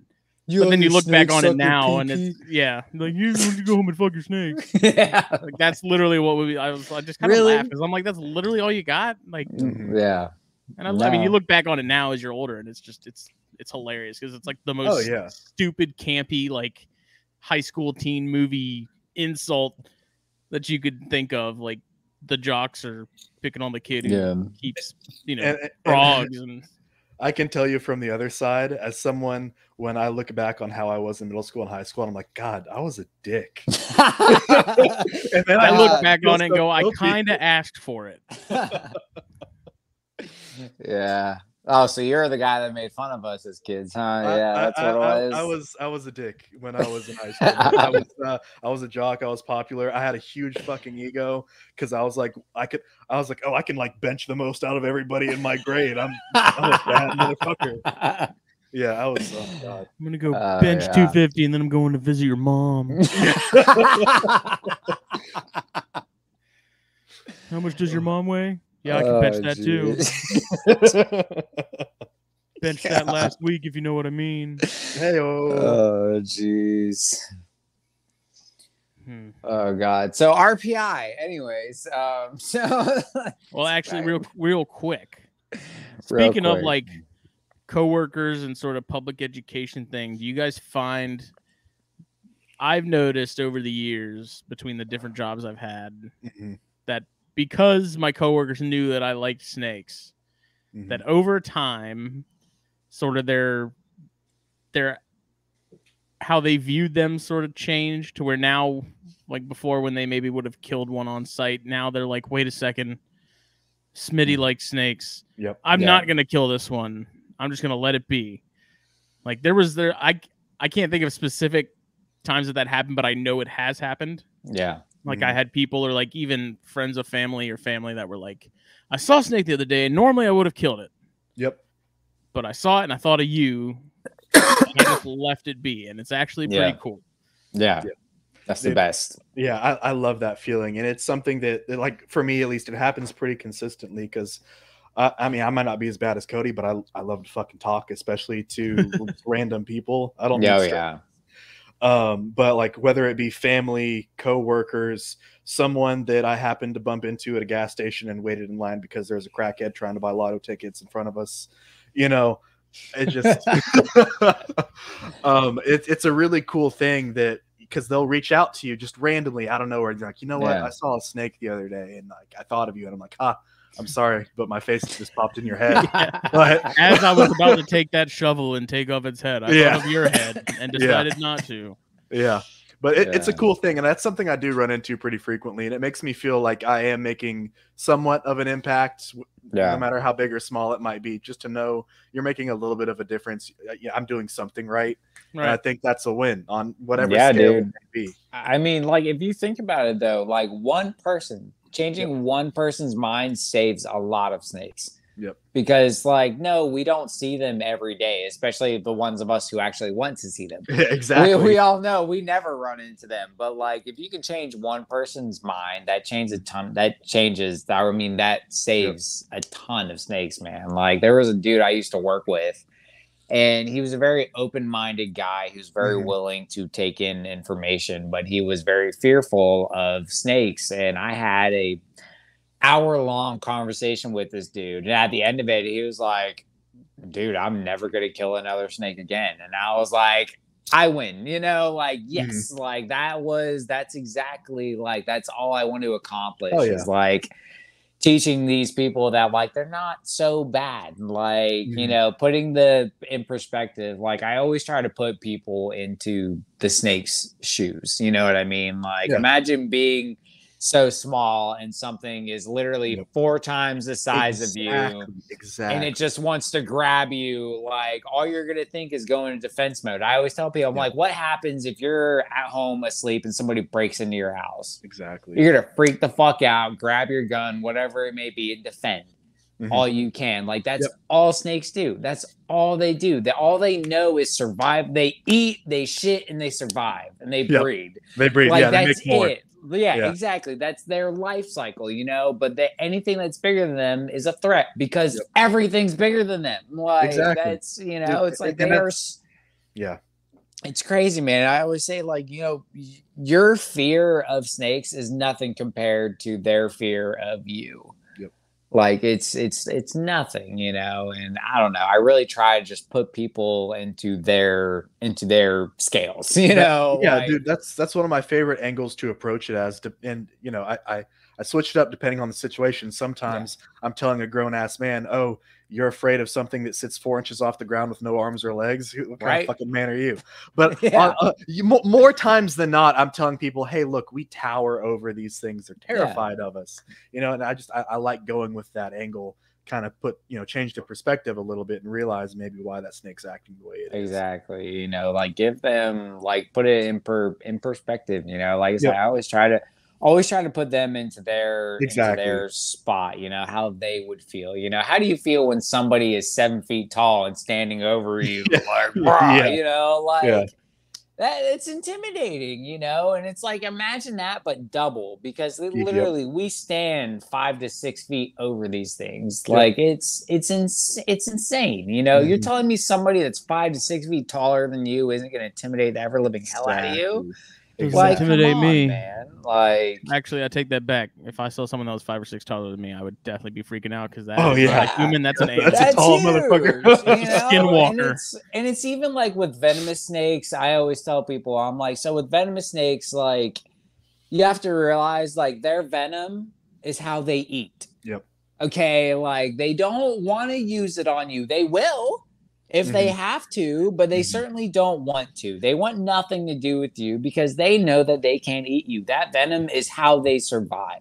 I don't know, man. That Aatrox seemed like pretty okay with using it on me. Yeah, I mean, that Aatrox definitely lit me up. But again, like, I take full blame for that. Like, that was completely my fault, It's like, and that's what's fucked up is, like, whenever, like, I went back to college, obviously I was in a sling and all that shit. But, like, literally the first thing so many people asked me was like, "Oh, did you kill that thing? I hope you killed that motherfucker." It's like, no, I didn't, like, on my ride to the hospital, everybody was like, "Where was the snake at? Where was it?" I'm like, "It was in the woods." Yep. It was on the path. Like, don't worry about where it was. Yeah. Let's go get him. Dude, that's another thing too. I tell people all the time, killing the snake won't undo the bite, No, like, it doesn't do anything, and they actually they came up to me. I want to say while I was in the hospital, they actually came up to me and were like, "Oh yeah, so because you were bit on the trail, they didn't try and this and that, blah blah." They're like, kill this, basically saying they're not going to kill the snake, and I'm like, good. That's why I didn't tell you where I got bit. Exactly. Like, I went on the trail to see the wildlife. Like, I don't want you to do that. Like, it was my fault. I got bit. It was just surviving. Like, leave it the fuck alone. Like, this isn't a thing that needs to happen. Like, I was an asshole. I paid for it. The snake doesn't need to. Like, stop. No argument this here. It's ridiculous. But I don't know. Mm-hmm. In other news, I live with that every day. I just checked on that corn clutch that's happening, and one of the babies is like halfway out, and it's a tessera. Nice. Hey. And of course, as soon as I went to go take a picture, it retreated back into the egg. Of course, I was gonna send a picture to Chris. Damn it! Don't make me Jay Brewer your ass out of that egg. Dude, I can't deal with that dude's shit, man. Like, especially because when you talk to people who aren't in the hobby, but they're like, "Oh my god, you like snakes? What about this guy? He's awesome." Dude, I can't tell you how many times. All the time. Every time, dude, somebody's always like, "Oh, I saw this video. This dude, he was kind of chubby, and he was just like in this enclosure and had all these massive snakes." I'm like, "Yeah, his name's Jay Brewer, and he's an asshole." Like, don't worry about it, But it's like, and I try not to be like that with people because they don't know any better. Like, they don't know that this dude is not the poster child for the hobby. Like. they just see a guy and they see snakes and they associate it with you. Oh, dude, and that can But be it's such like a difficult thing to navigate, because I won't deny that people like that, like Jay, get other people interested in the hobby. yeah. But like, you've got to also tell people, hey, this guy you look up to is a fucking cock. Yeah, like it's not. He's not the one to look at. Like, I'm glad he piqued your interest in snakes, but don't look into it.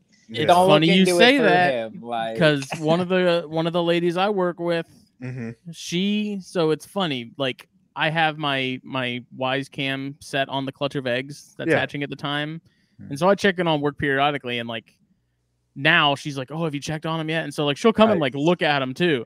Nice. She is following someone on TikTok. It's a ball python breeder. I don't remember the name off the top of my head. And first, when she told me that, I was like, I know it's either going to be Brewer, Barczyk, or McCurley, or one of those bigger guys.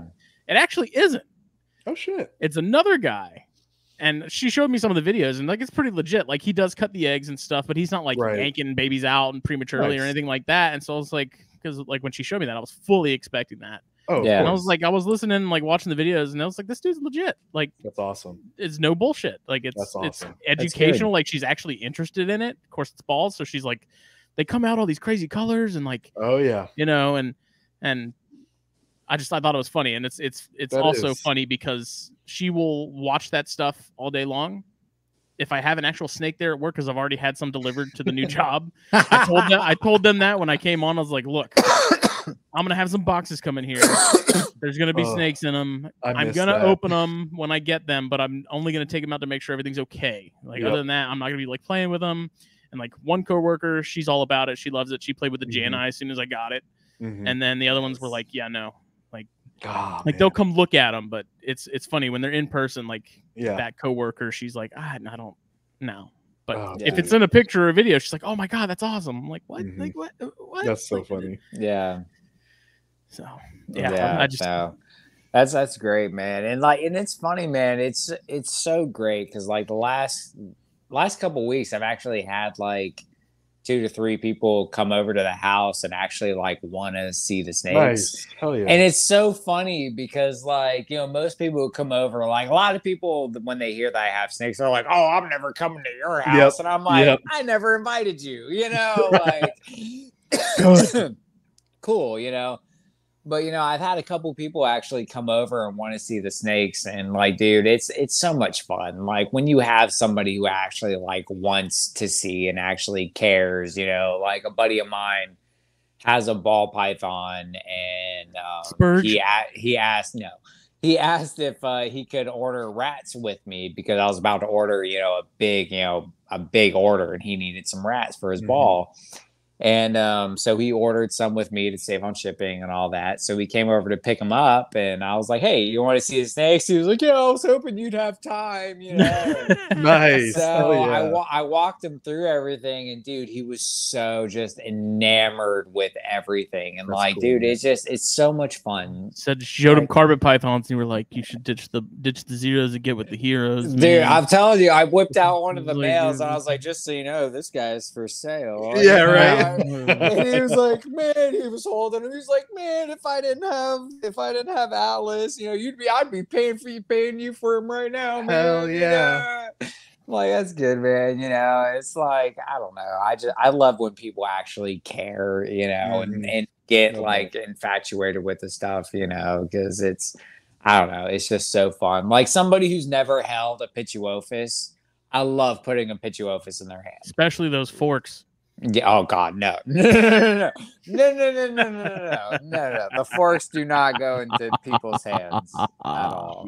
But but it's so fun, like handing somebody, a Pituophis and explaining the keeled scales, and all that. And it's, I don't know, man. It's so fun. This is the perfect opportunity to plug rhino rats and why they're awesome, and they're like the first snake I hand somebody because best rat snake ever. Yeah. I don't know. I got some gray rats in here right now that'll put them up for I'm Team Jake on this one. I've got some North American rats that I'm loving. Yeah, buddy. Oh, dude, you got the Levi counties, man. Those are nasty. That's home, dude. Those are nasty, man. I love those. Yeah, I haven't tried to snag any of those yet because I love my grays and yellows so much. I put so much focus onto those, but man, the Levi counties are just, oh my God. Especially the AMLs that Montross has hatched out, man. Good God. You're talking about black rats? Oh no, they're they're Levi cow. Yeah, they're Gulf hammocks. They're this weird. Okay. They're this weird in between, like an integrate almost. Yeah, they're almost a gray, but like if you look at them compared to a gray rat, you're like, yeah, it's not a gray rat. You know, like they're just really cool. Gulf hammocks are really sweet. Yeah, no, I'm super pumped about. I'm pumped to be keeping stuff like from the county I grew up in. Yeah, I know that's something that y'all are into as well, and it's just such a like rewarding thing to be like, like this is it for me. You know, I've got Levy County animals, I've got corns, I've got the Gulf hammocks, I've got the Clark Eye that I'm super pumped about. Dude, those are fucking sweet. Oh my God, they're doing awesome for me. That's awesome, dude. I love the Clark Eye, dude. Those are. I actually was able. I went on a herping trip to the Tallahassee area. Ended up in the hospital with kidney stones. It was not fun. Oh boy, you know. But one of our target species was a Clark Eye, and this was actually the first I had heard about them. And my buddy was like, "Yeah, we want to find Nerodia Clark Eye," and I'm like, what the fuck is that? You know, like this was years ago. I love Nerodia already, but I had never kept them. And like we actually found one while we were over there. And dude, oh my God, it was so cool. It was so amazing to actually find them, you know. And they're super they're so cool, man. I love any of the variations of Clark Eye, man. They're great. They are. Water snakes in general. Yeah, water snakes in general are just fun, man. They're definitely not for the faint of heart, but you definitely gotta stay on your toes with them. But they're so rewarding and so fun, man. Like I definitely couldn't keep them on a Montross level. Oh, I can tell you that. No, definitely not. But you know, the groups that I have, I need to get them in bigger, taller setups because they go flying out of the tubs way too often in the rack. But they're just so fun, man. Yeah. I originally got back into keeping Nerodia because of just doing education work. I was like, you know what? I want representations of what like Southern Banded, Florida Banded, and some other stuff to show people. And of course, Montross is everybody's crack dealer. Yep. So I picked his brain a lot, and it's so funny, man, because like also looking back at my progression from like when I first came on y'all's show and what I kept and like how it's changed, like because at one point I was keeping mostly Florida native stuff, and then I was like, oh my God, Morelia, carpet pythons, exotic snakes, chondros, chondros, and I was like, all right, screw the native stuff, you know, I want the exotic stuff. And now I've just progressed back into keeping animals that are native to Florida, and I love it, man. You know, I love the state, I love our wildlife, and being able to pull out a snake and being like, hey, stranger, this is something you could see in your backyard. Look how awesome it is. Yeah, well, and especially with Nerodia and having that as an example of like, you're going to see these and think they're a cottonmouth. Yep.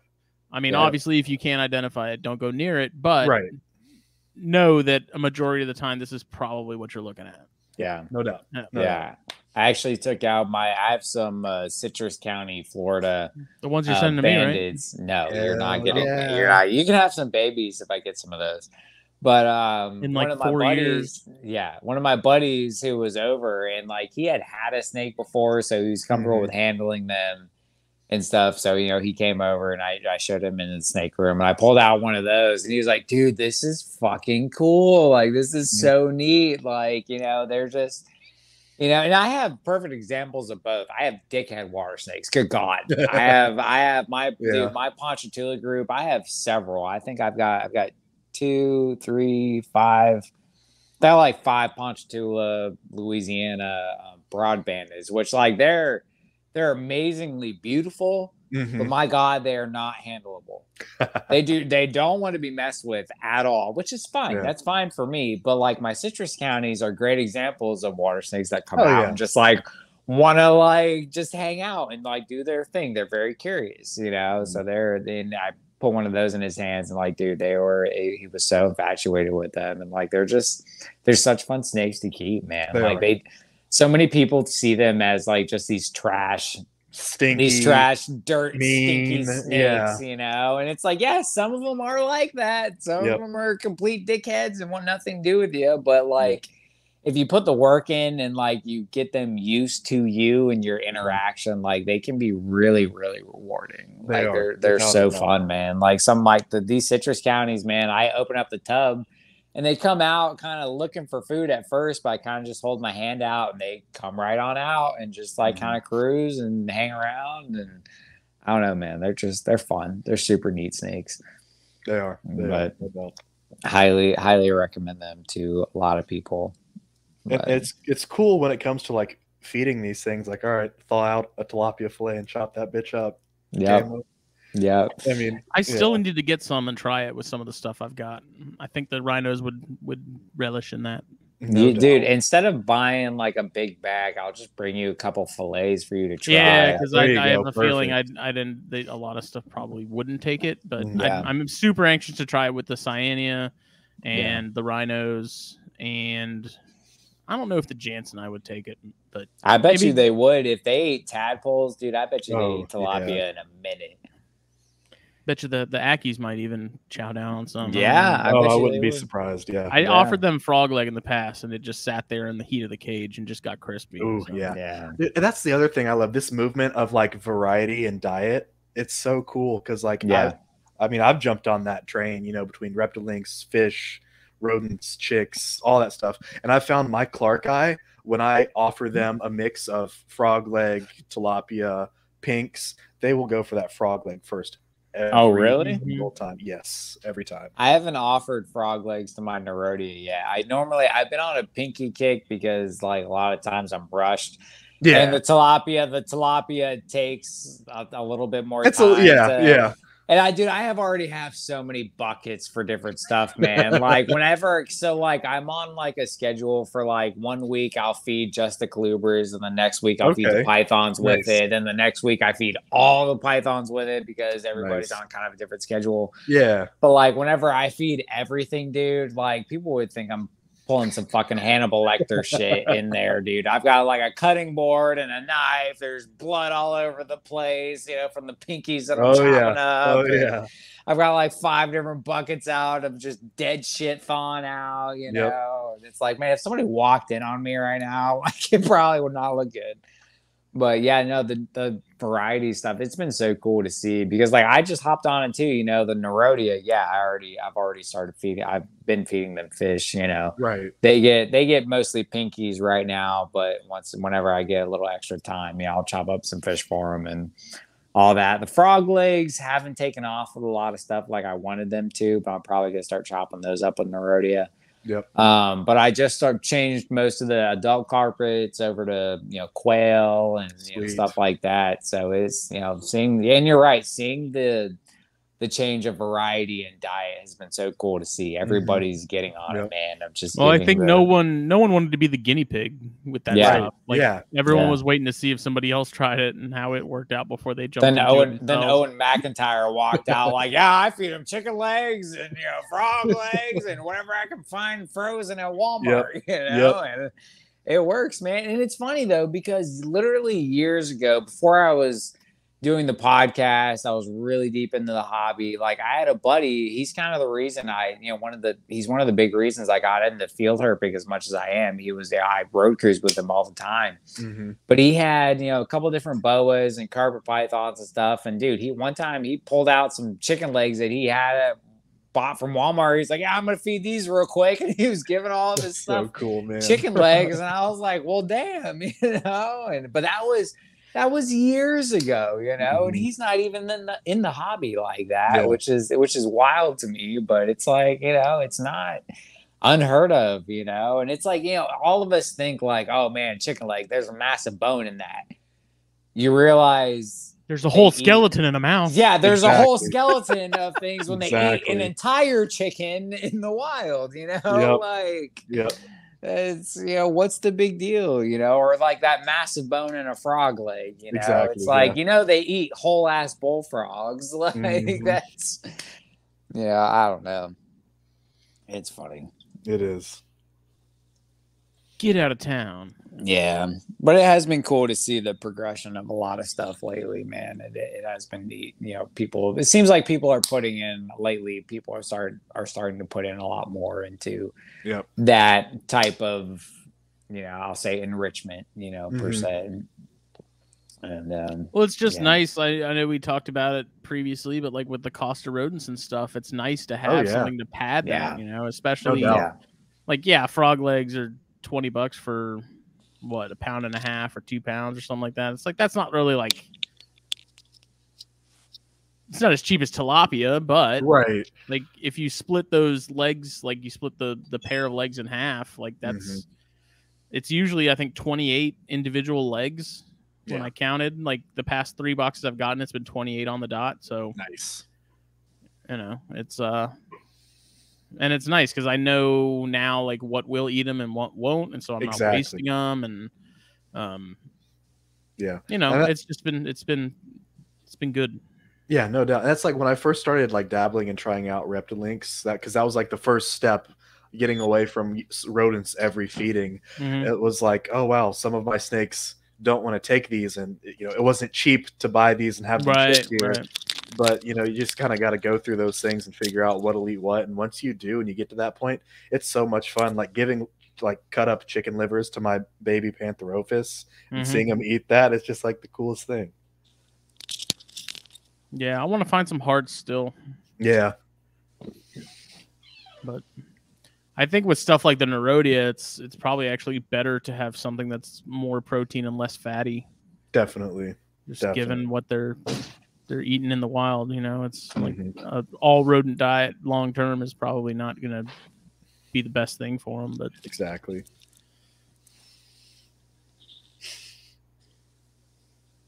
What are you doing? Who, me? Went and grabbed another bev. Yeah. I had to, man. I ran out of liquor. What are you gonna say that for? You dipped off for like 5 minutes earlier, right? I was peeing and I was checking on my corns. I had to see if I had a test or a pop. Oh, you're gonna check on the corns in the middle of a podcast, dude. Okay, you're gonna check on corns in the middle of a podcast, and then call me out for running grab a drink real quick. Like fuck you. Fuck bitch. You. Like that's all I gotta say about that. If you had a clutch of carpets in the other room hatching, I wouldn't be upset if you went and looked at them. No, but Derek is on this episode, so I wouldn't be fucking off looking at eggs that are gonna be there when I get off the show in 30 minutes. Like fuck you. Fuck you. Jake, you're making me blush, buddy. Oh man. Hope you I can't wait to see y'all fuckers at Daytona. Dude, oh my God, I'm so excited, man. Like, I've been waiting for Daytona for literally months now. Like, I'm dying. I need for the last year.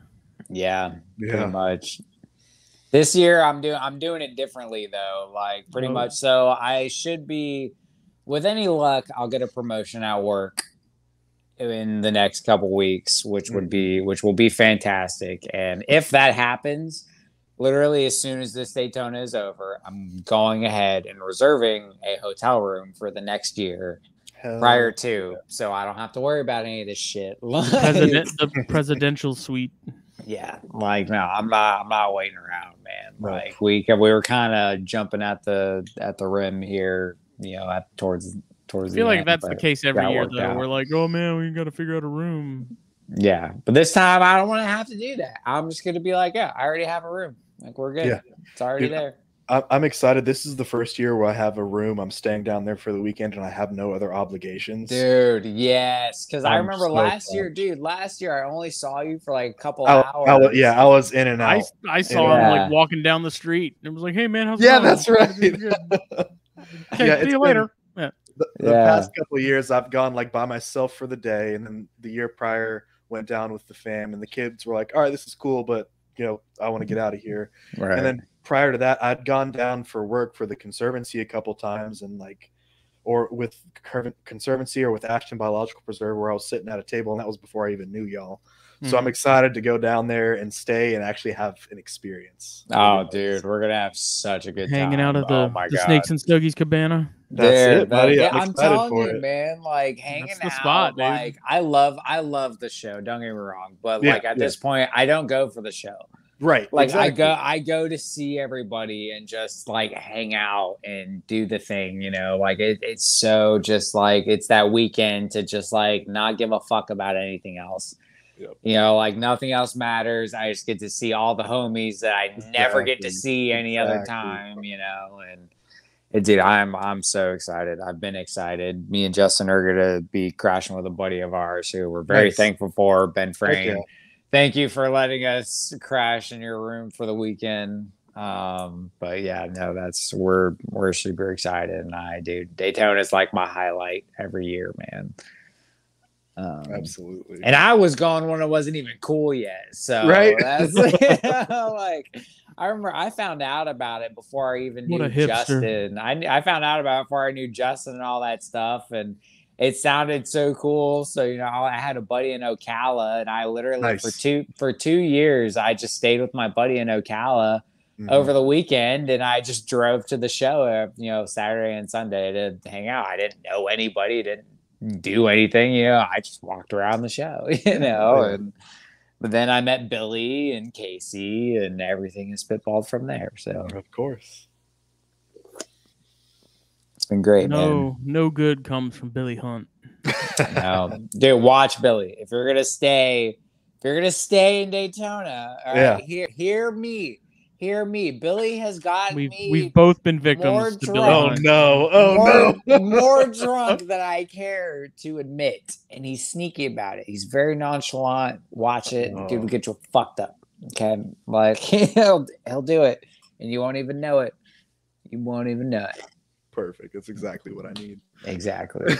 I mean, if you're down for it, it's great. It's great. It'll be my last big hoorah, and then after that, I got to go sober for a couple months. So yeah, I feel that. But, yeah, man, it's a good time. I always look forward to it. Billy's also one of my favorite people to see, man. I fucking love that dude. He's like, he's one of like the first people like outside of like, you know, as we started to grow, Billy was like one of the first person we were like, yeah, you belong with us. Yeah, just bring him in here. Like, come here, buddy. Join our cult. Yeah. All about it. Yeah, I love Billy to death, man. Dude, one of my best friends. He's a great dude. And it's so funny, man. Like, I have more friends in the reptile hobby and in Florida than I do here. Yeah. Like, you know, I have, you know, I live with my best friend, and other than that, like, I've got Justin here, and those pretty much make up the people that I hang out with. Yeah. You know, like Justin, the buddy I live with, my girlfriend, and then we go to Florida every year to see everybody else. But it's great. Speaking of NPR earlier, shout out to the Podfather and the gang for their 500th episode. Nice. Wow. Yeah, dude, freaking awesome. Cool, man. I started watching it. I got to finish it. Crazy. That's great. That is man. Crazy. We can only hope to get to that point. I think we're on the way. No doubt. If you told us we'd be at what, 167, is that what we're at now? Yep. Yeah. If you had told me 3 years ago or 3.5 years ago now that we'd be on episode 167 with old Derek Dykstra, I'd be like, yeah, you're full of shit. Like, jeez, crazy, man. Mm-hmm. But only forward progress, though.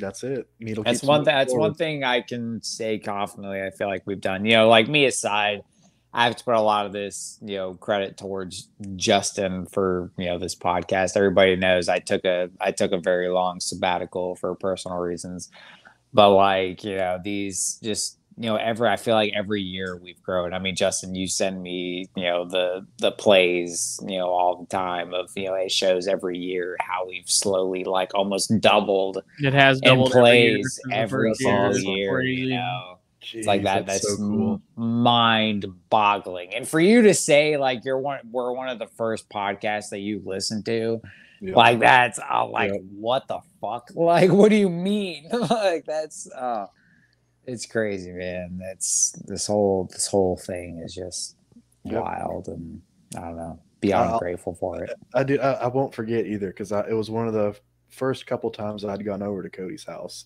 and he was listening to one of y'all's episodes. Oh no shit! And I was That's like, what crazy. I was like, what the fuck is a podcast? When these two random people get microphones and then decide to put it out on the internet, and people somehow find it and give their valuable time towards. Yep. And see, Justin and I cheated a little bit. We just we shouted out the people that we liked in the hobby, and we tagged them, and we were like, "Yeah, you have to listen to us exactly. now, you bitches." And then everybody was like, "Hey, you guys don't sound totally stupid," and it was maybe a little bit, but not totally. Yeah, exactly. You guys aren't complete idiots. So, it was just kind of progressed from there. And it's wild. I man. have thought about doing that where we between episodes we go back and listen to some of the first ones and then go over things that we said that were what the fuck was I talking about? Why would I even say that? And how things have changed since those early episodes. I don't even want to go back and listen to those, man. That just I don't know. That just thinking about it makes me cringe. They're out there. They've already been listened to by thousands of people. Whatever. The damage is already done. So. I remember there was one. The intro was you and I just fucking around, and you made it way too long, and I was like, dude, what in the world? This is not. Some of those openers are pretty rough. Yeah, that was you should not have done this because there was a period where the intro would kind of just be you and I talking beforehand, and there was a couple that it was a minute and a half, and it was yeah, this is too much. This is too long. I hate myself for this one. I don't know. Even then, some of the episodes that I kind of wish we could go back in time and do differently or redo entirely, which there aren't many. Even when I go back and listen to them, all right, it's not as bad as I remember it. Yeah. Mostly because there was alcohol involved. Yeah, and that first episode with Phelan, that was one that I was can we somehow? Oh, was that the one you got trashed? I don't remember. Oh, no, I think all of us were except you. Yeah, there's only been 2, maybe 3 episodes that you got drunk in. Me, I got more fucked up than you did. But people are used to that with me. I do the show, somewhat buzzed most of the time. But you're pretty much sober all the time. So whenever you get a little buzzed, it's very entertaining. And there's been 3 episodes that you got kind of buzzed in, so it's been very. It was definitely one of them. Woo. Yeah. I don't know. Like I said, I went back and listened to it, and I was like, "This isn't as bad, as rough as I remember it being." But, dude, speaking of drinking on the pod, there was one episode I did. I can't remember if it was THP or Snakes and Stogies, but after it ended and I stood up, I was like. Fuck! I slept on the bathroom floor for a couple hours. No, man. It was rough. Dude, I think it was our first one with Brandon Wheeler. Yeah, Wheeler was freaking toasted, dude. I was too. That first episode, me and Wheeler were both fucking just wasted. And even my parents said something. They're like, y'all cursed a lot. And I was like, I'm sorry. They're every other word was the F word. And I'm like, yeah, okay. It's not a phase, Mom. Shut up, Mom. Who cares? It's because you bullied me in school. You created this. Oh God. Yeah, no. So we did a redo with Wheeler after that one because we got a couple complaints, and that one was much more smooth, But that was fun. What are you doing? I think some of my favorite episodes of y'all's from early on were the one with Jack Vicente, because I love Jack. Yeah, and that was a great episode. That was one for sure where I was like, Jake, we're having Vicente on. Don't do anything dumb. Like, we're not drinking. We're not doing anything. This is like a grown-up episode. Yeah, no, and I've tightened up a lot since the early days. Like, there was a couple episodes I was like, yeah, party, you know. But ever since, I've been like, all right, like, you know, like I've grown up a bit. Like, I've grown up a bit through the podcast, you know, especially after my sabbatical. There was a lot that, like, when I came back, a lot changed, you know. And I don't know what you got until it's gone. Yeah, I was a very different person when I came back to the podcast that year. Like, nobody really knows what went on during that year, and you know that's for I say it's got to be that way sometimes, you know. Yeah, you know, it's just like it is what it is, you know, and like I went through some very life-changing experiences, and you know, I think it's for the better. And I came back, you know, a better podcaster, a better host, and you know, a better keeper at the end of the day. And that's the big thing, man. I know I for one am glad you're back. Glad you made it through. Thank you. You got through. You're on the other side of it, man, because there were points where I'm like, you know what, I really like Phil, but I hope Jake's coming back.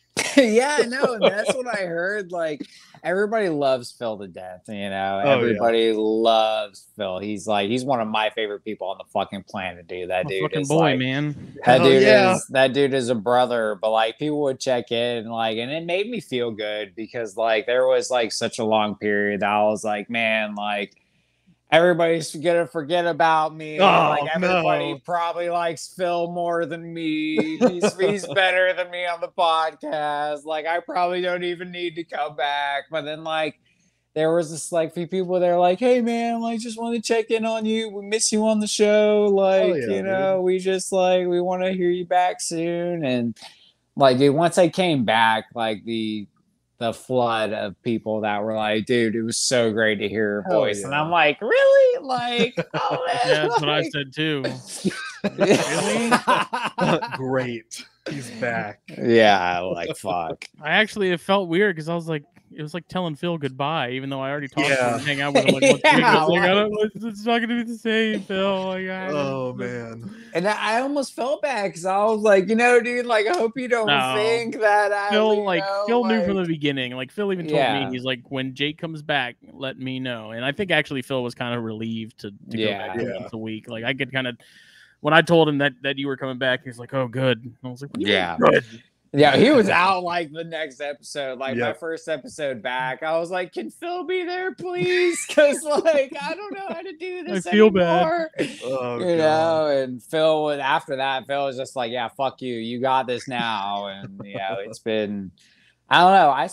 I think I've been more reliable ever since. Like ever since I came back, you know, I'm more reliable than I have been ever before. So I was actually surprised that Phil and I could do a show twice a week and not have covered the same thing. Like we actually did a pretty good job of keeping that separation of like the two shows and like the overall sort of vibe of them, I guess. Yeah. Because I was like, man, this is gonna be tough, man. Like, I was gone so long, y'all came up with your own intro, like right. Well, I was like, I can't have Jake on the intro and then like it be Phil, and then people like, wait, I totally get it. I totally get it, but like the first time I listened to the episode and like Phil was in the intro, I was like, God damn it! Like I've really screwed the pooch on this one, you know. No, I did it for continuity purposes. No, 100%. I don't blame you. Because it was also like Christmas time. It just hurt. It just hurt me a little bit. Start working on the new intro, so I was like, okay. I think I even messaged you and was like, when are you coming back? And you're like, I don't know. And I was like, okay. I was like, well then. Phil, we're making an intro. Like, yeah. That was a very, very dark period in my life. The night is a very dark time for me. That I don't really want to go. That I don't really want to go back to. Like actually, Derek, the other day you posted something. You're like, I'm depressed, so here's a cool snake eating, and I was like, God damn it, I resonate with that way too much. Like, Oh yeah. fuck, like, you know. Nothing but, cures like, my sadness like sacrificing small mammals. Yep. Yeah, Yep. no. So it's My like, urge yeah, to kill dude. dwindles. Yeah, Exactly. I'm doing the world a favor.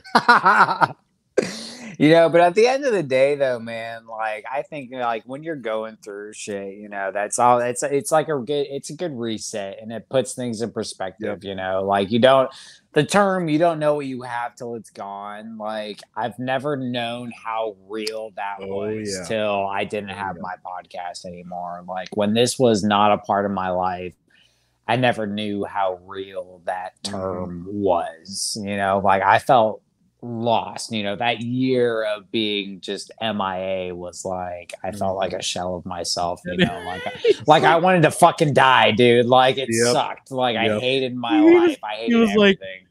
If you don't want me to come back, I understand. I'm like, what the fuck are you talking about, dude? I was like, I told you from day one your Dude, seat would be here when you came back. I was so depressed. What, I you was think like, I'm just gonna dude, be if like, you- fuck you, Jake, you abandoned me? Like, I was like, I told Phil. Phil already knew because when like as soon as it started, I was like, I need you to fill in. I don't know how long it's gonna be for, but basically, like, I need you to fill in. Yeah, exactly. Yeah. And Phil was like, okay. He's like, is Jake cool with it? And I was like, He I was asked like, at for the it. same time, I was like, Jake's busy. Like Jake's doing his own thing. Like Jake's got Yeah, stuff for going on. sure. So it's like I'm making the executive decision. I need a co-host, and you're Yep. it. And like he's like, okay. He's like, but as soon as Jake comes back, like, let me know. I'm gone. I was like, okay. And then it just flat and like fast forward like 12 months. Jake's like, can I come back? Am I still? I'm like, yeah, dude, come on. Like your seat's right here. Your mic's still here. Like, what the fuck? Do you think I just like kicked you out? Like, Jake's got stuff going on in his personal life. This is horse shit. I hope I never see him again. Yeah, it's sad because like that's really where I was at. Like I was at the that point headspace to is where, rough, man. dude, it was bad. I was like, man, like Phil knows more than me. He's just like he's probably more fun to talk to. I was like, Justin probably doesn't even want my ass back on the show because I suck, you know, and nobody else wants me here. Just blah, you know. And it was just like a whole thing. But like coming back and having Justin being like, yeah, dude, like, come on, you know, and then like my first episode back, like, dude, I had so many people just reach out and be like, dude, it was so good to hear your voice. And I'm like, oh God, like, I love you guys. Like, you know, awesome, and it's dude. just like, it was so great to come back to. And like, yeah, that was probably the hardest year of my life not having the show. But like, there was points like before you left where like you bail like last minute, like an hour before we start recording. I was like, this motherfucker. Yeah, like dude. I was like, damn it. And then finally you're like, yeah, man, it's like I'm taking a break. I was like, okay. Yeah, and that's why, because like it got so bad because it was like I kept having to cancel like last minute, and I'm like, I'm the shittiest person ever, like for doing this to him week after week. Like I need to like officially take a break. Like I need to just be gone for like a little while so he doesn't have to keep doing this. Like that was before I had more context into like what he was dealing with and what was going on. After that, I was like, oh, okay, that makes sense now. Yeah. But I was just, he like canceled like 45 minutes before start recording. I'm like, bitch. God damn it. God damn it. I mean, dude, and that was literally like when I canceled 45 minutes early, that was 4 hours of me being like, I can do it. I can do it. It'll be fine. I'll be there. Then it was like, I'm gonna fucking like, if I do go on the show, it's gonna be even worse than me not being there. So, you know, like what's the point? Kudos to being able to, you know, take that step back and be like, you know what, the best decision for me right now is to take this break. Because a lot of people just, you know, it's a difficult decision to make. And for you to be able to step back and be like, look, I'm just not in the right place right now and actually do something to fix that. It's awesome, dude. Yeah, dude, and it was hard, and it's bad because like I still remember the day I sent Justin the message saying I wasn't going to be on for a while. I remember exactly where I was at work. I remember the exact job site that I was at that I don't even have anymore. you know, but it's like I remember sitting in my truck and like almost in tears typing out this message to Justin that I have to take a sabbatical, you know, and it was like it was legit. Like you laugh, but dude, that was I laughed because I fully expected that message to show up at some point because I was when you sent it, I was like, yeah, that's fine. Like, yeah, dude, right. Cool. I'm sitting there like halfway in the end woods, of the world, almost like in tears, like, oh my god, like I just sent this message. Like, I think I was at the cigar shop, like, yeah, okay, no yeah, big deal. okay. Let me know when you're back. Yeah, and then that, I was like, he doesn't even care. Like, he doesn't want me. Like, no, I had a very strong hunch that was going to be the case at some point or another. Like, I could sense that it was coming. So when he told me, I was like, oh, okay, there it is. Yeah, no, and that was just like that was literally like after 2 months of me bailing all the time, and I was like, this isn't fair to him. You don't understand how weirded out Phil was, though. Like, Phil really felt like he was stepping on toes. Phil was like, dude, he's like, he's like, are you sure Jake's cool with it? Are you sure Jake's cool with it? Are you sure Jake's cool with it? I'm like, yeah. I was like, but Jake's not asking you to do it. I am. Like, Jake's dealing with what he's dealing with. Yeah. Like, you're stepping in. You're the best person I know to fill in. I was glad he was able to do it, and he was willing like, to do it. Dude, for the first handful of weeks, he's like, do I need to message Jake and make sure he's okay with it? Do I need to like? Phil was like legitimately concerned that you'd be like really upset with him or something. No, y'all, it's a fucking podcast. Like, it's like Jesus Christ. Are we gonna put on our nightgowns, crack open a tube of cookie dough, and talk it out? Like, what are we doing? Yeah. Like, come on. That was the thing, man. Because and it did. Because it was that was so painful, dude. Because at that point we had been going long enough for me to feel like THP was kind of like our baby. Oh, yeah, it was it was our thing, and it was like for me to have to give it up for, a year. And I didn't think it would be a year. I thought it was going to be like a month or 2 or 3, at most, but all of a sudden a year had gone by, and I literally found myself literally at the point of I either need to get back to what I do or I'm gonna die.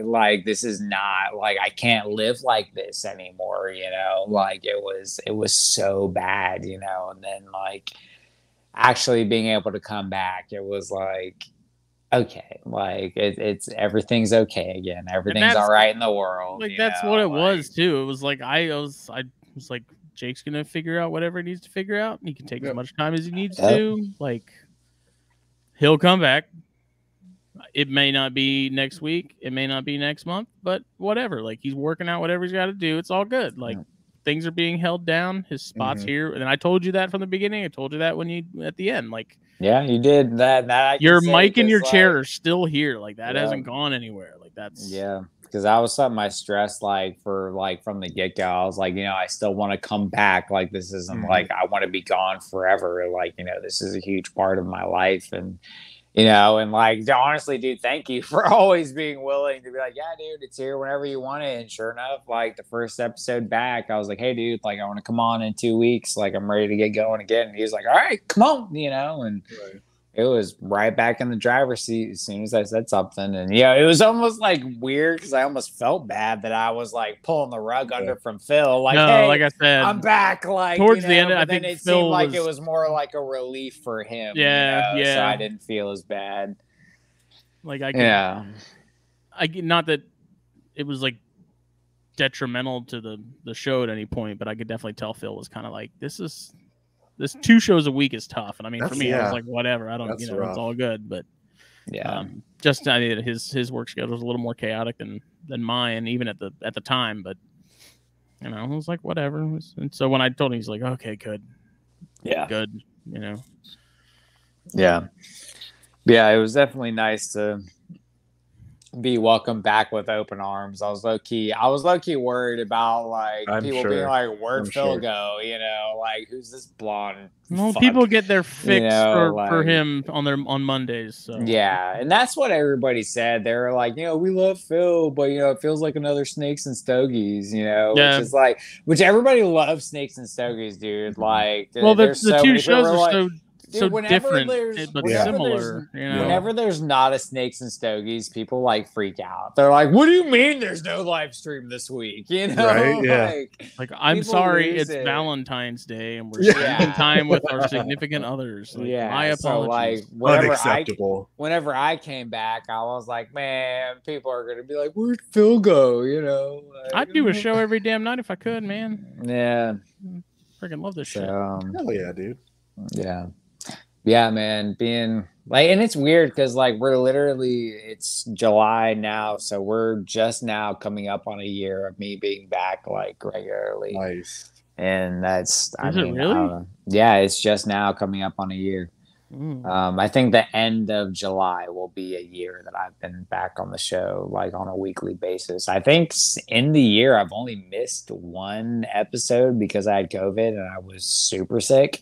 I think bullshit I think that's the only time I've missed an episode. I've had that shit like 3 times. It didn't stop me. Bitch, you never tested positive for COVID. What you mean? I did. You did? Yeah, remember I had it last year, beginning of last year. Kicked my ass, dude. I had it twice. It was not pleasant. I'm like one of those guys though, where it's like I got to be like damn near on my deathbed for me to bail on this shit. Like, I look at it the same way as like musicians and stuff do. It's like I don't care if I got like 110-degree fever. Like the show fucking goes on, man. Yeah, the show goes. I can be a bitch after the show. I don't care that my fingertips cut off. I can cry later. Pain is weakness leaving the body. Exactly. Oh my god.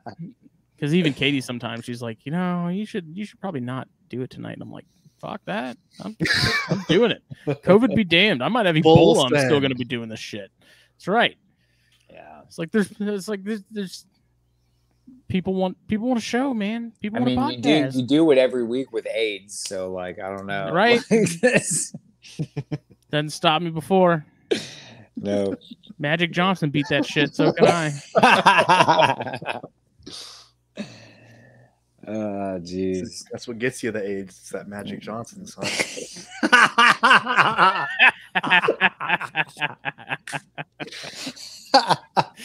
I've never heard that. That's good. Yeah, I like that one. That's good. Oh, Justin knows all too well about that. Well, on that note, we are going to have Pia on again once they get their internet stuff worked out, so we can dive more into the upcoming reptile preservation party. Derek, do you have the details on that for folks for it coming up? Absolutely. Let me go ahead and put that out there because I don't want pull it up on my phone. To be mad. So yes, reptile preservation party is coming up. It's an annual fundraiser event. All the proceeds go to conservation work for land conservation and working with species in montane cloud forests. Really awesome stuff. Pia will be able to dive into that a lot more deeper than I can, but just for anyone who's interested, ticket sales are live. You can find them through Eventbrite, and RPI will be sharing the links and stuff as well moving forward. So you guys just keep an eye on their social media accounts and you'll be able to see that link to go purchase tickets. Tickets are $25 if you plan on coming and being there in person and attending the event.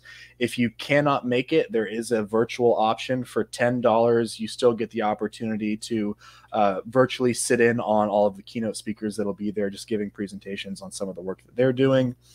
Event kicks off at 4 p.m. and will run until 10 p.m. There's going to be tours of the facilities. Like I already said, there's going to be speakers. First 25 in-person tickets sold will also receive a Don't Kill My Buzz pint glass.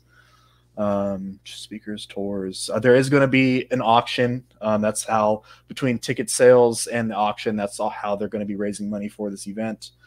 And then if you can't make it and just want to donate, there is a GoFundMe link as well that I will make sure RPI gets posted up. But that's just the gist of it. It's the Thursday before Daytona. If you plan on coming down anyways, maybe make some adjustments and come down for that extra day, come kick it at RPI. I will say, I know there hasn't been an event there since the last Southeast Carpet Fest. A lot has changed. And I'll say, guys, like even before the big change RPI has had. Like visiting their facility is incredible. Like they have snakes from all around the world. They have some really, really incredible animals. So I haven't seen it since they've really updated when it as RPI, but like before RPI, they were amazing. I can only imagine now. So if you have the time and the opportunity to go, please do. Because it is really beneficial, and it will really be a privilege to go and check out some of the animals that they have. It is truly incredible. It is. They do. Cody and Pia do great work. I'm honored to be friends with them and to have them as mentors and to work at that facility. As Jake just said, there are animals from all over the world. You know, all kinds of cobras, Asiatic, African cobras. You've got all kinds of bitis, everything from gaboons to puffs to parvs, just every species of mamba, every species of taipan, and even some of our local rattlesnakes. Exactly, like everything you could think of. They have species you've probably never even heard of there. You know, it's an incredible place. And then now we've got outdoor crocodilian exhibits. It's just it's constantly growing, constantly evolving, and it's an awesome place to go. And dude, I mean, Cody, like his craziness aside, like I love Cody, but the dude's fucking wild. But at the same time, Cody is literally one of the best venomous handlers in the industry. No like doubt. Keepers in general, man. I mean, look at the amount of detail and attention he puts into just the enclosures and stuff. And the amount of professionalism he puts into handling these things, and like the precautions that he has with them. Like Cody is bar none one of the best venomous keepers in the world, without a doubt. And you will not be disappointed with how he maintains his collection. He is an incredible keeper, and he's just on a whole nother level. Like it's incredible. And if you've never been to the facility and you weren't there for the last Carpet Fest, if you go back and listen to podcasts that recapped Carpet Fest, everyone was talking about the facility for weeks afterwards, and it's only gotten better. And it's crazy because like it's literally like it's not some massive building that takes you 20 minutes to walk through. Like it's not like some huge thing. It's literally it's their house, like their house is dedicated to this facility. And it's incredible. Like it's a small space, like at least before the outdoor croc enclosures and all that, like it was literally just in their house, but just that is amazing in and of itself. But now, like I can only imagine. And so like that $25 fee is not wasted. I can promise you that it's cheaper than going to any of your basic aquariums, and it's better. So like I can tell you that it's cheaper and it's way better. So you will not be wasting your time or money on going and seeing their facility. And you get the cool opportunity of like you get to go and see this facility, and the people who own it and run it are there talking and you're engaging with them, not just like someone who's working there part-time seasonally. It's real deal legit, the people who started it from the ground up. Talk to Cody and you'll find out real quick. He runs the show over there, and he does a jam up job, man. It's crazy, and it's so funny like talking to the people who like, because there are several people that we know every year that like crash over there. Like their price for crashing is to help out with stuff going on. If you're like, man, Cody sent me to the rat barn all day the other day, and I'm like, that's just how it goes, man. It's the price of admission. You wanna be a part of it. Like that's where you start. You start in the rat barn. Like Derek, I know you know all about that rat barn. Oh man. I'd go over thinking I'm going to work snakes. Surprise, we're working rats all day. Surprise, motherfucker! Like you spraying out tubs. Like, exactly. But that's where you start, man. I mean, that's just how it works, And I respect that a lot about Cody.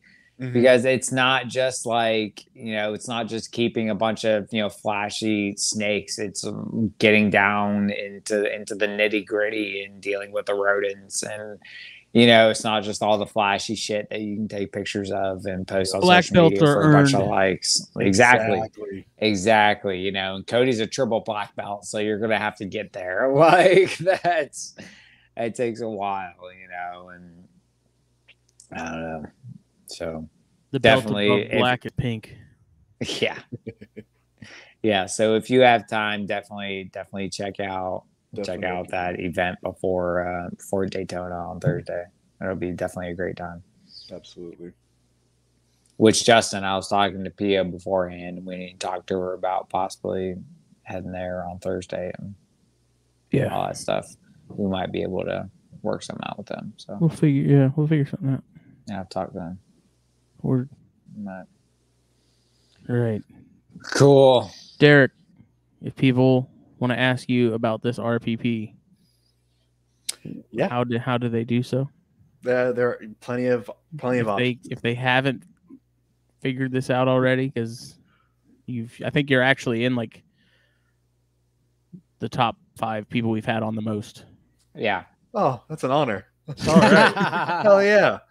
You should do this more often. I need to get up there a little more. Yeah, so anyone who wants to reach out, contact me, ask me questions about the Reptile Preservation Party, because you're down with RPP.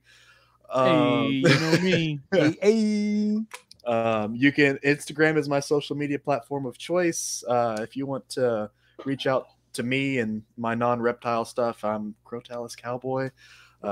If you want to see the snakes I keep, it's Apex Arboreals, or if you want to reach out on Facebook and just be friends, it's my name, Derek Dykstra, and I am always happy to return messages. So we just call him the Ofrey Daddy. Ofrey Daddy, that's it. Ofrey Daddy.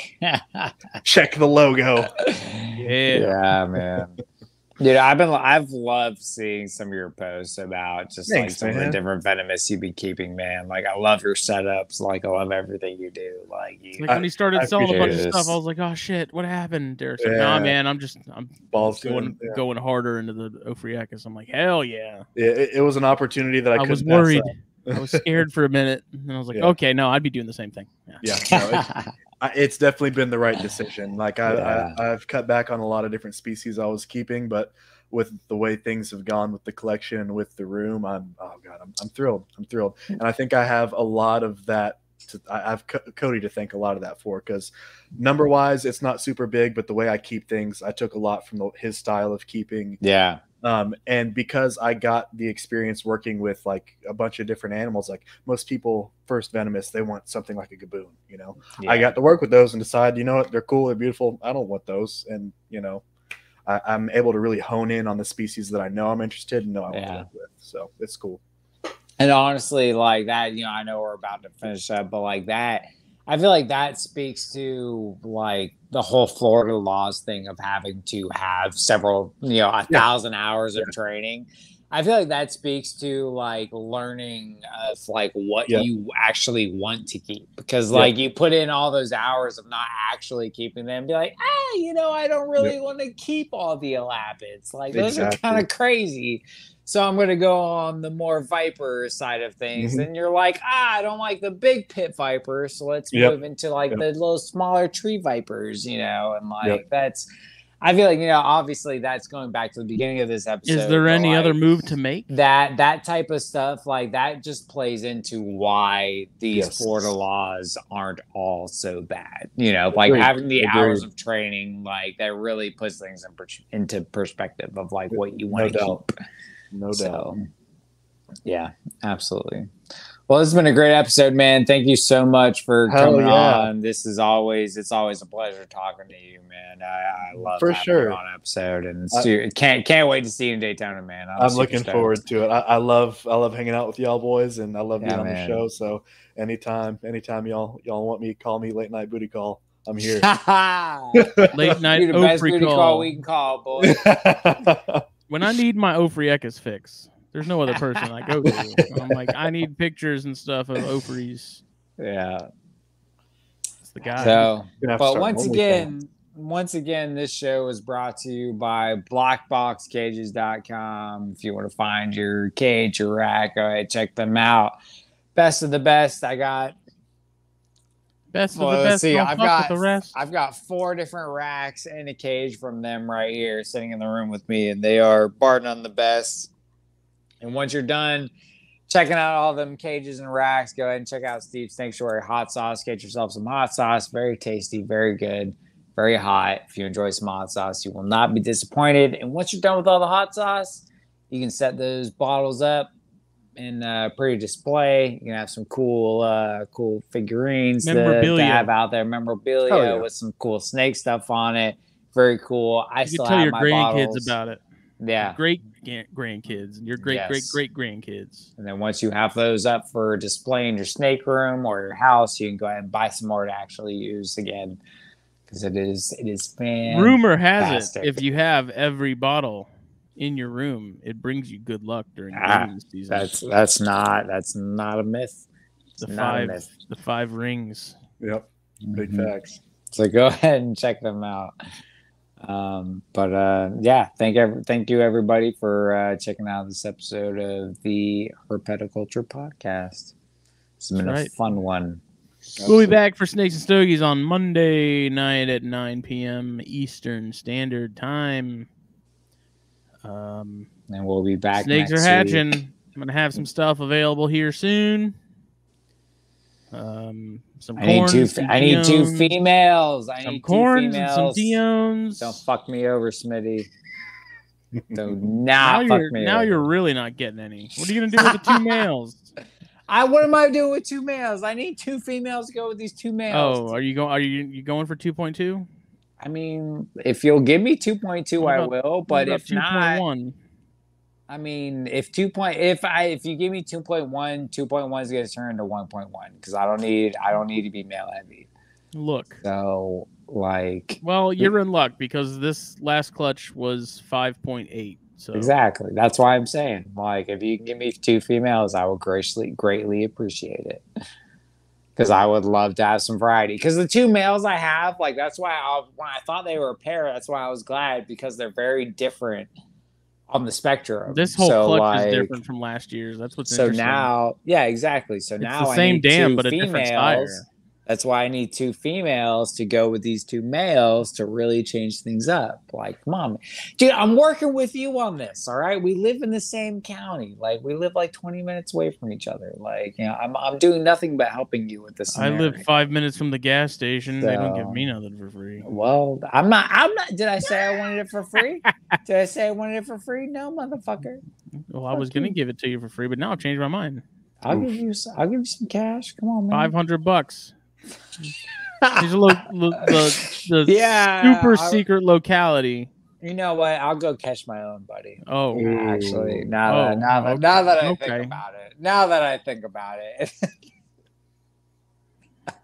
Good luck.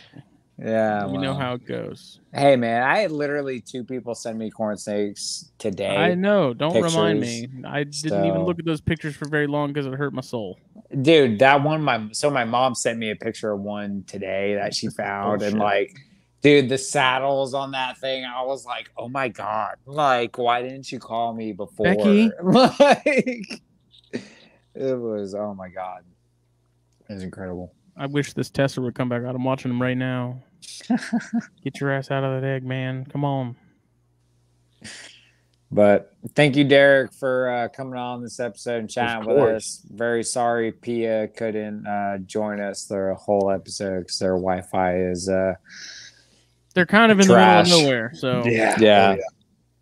Very limited Wi-Fi selections when you live where they do. So we will see everybody Monday night. Yep. If you're listening to this, have a good morning, have a good day, have a good evening, wherever you may be. Thank you for listening. Thank you. Thank you. Good night, everybody. Bye. Later. Got to do Phil's bye. Bye. Bye.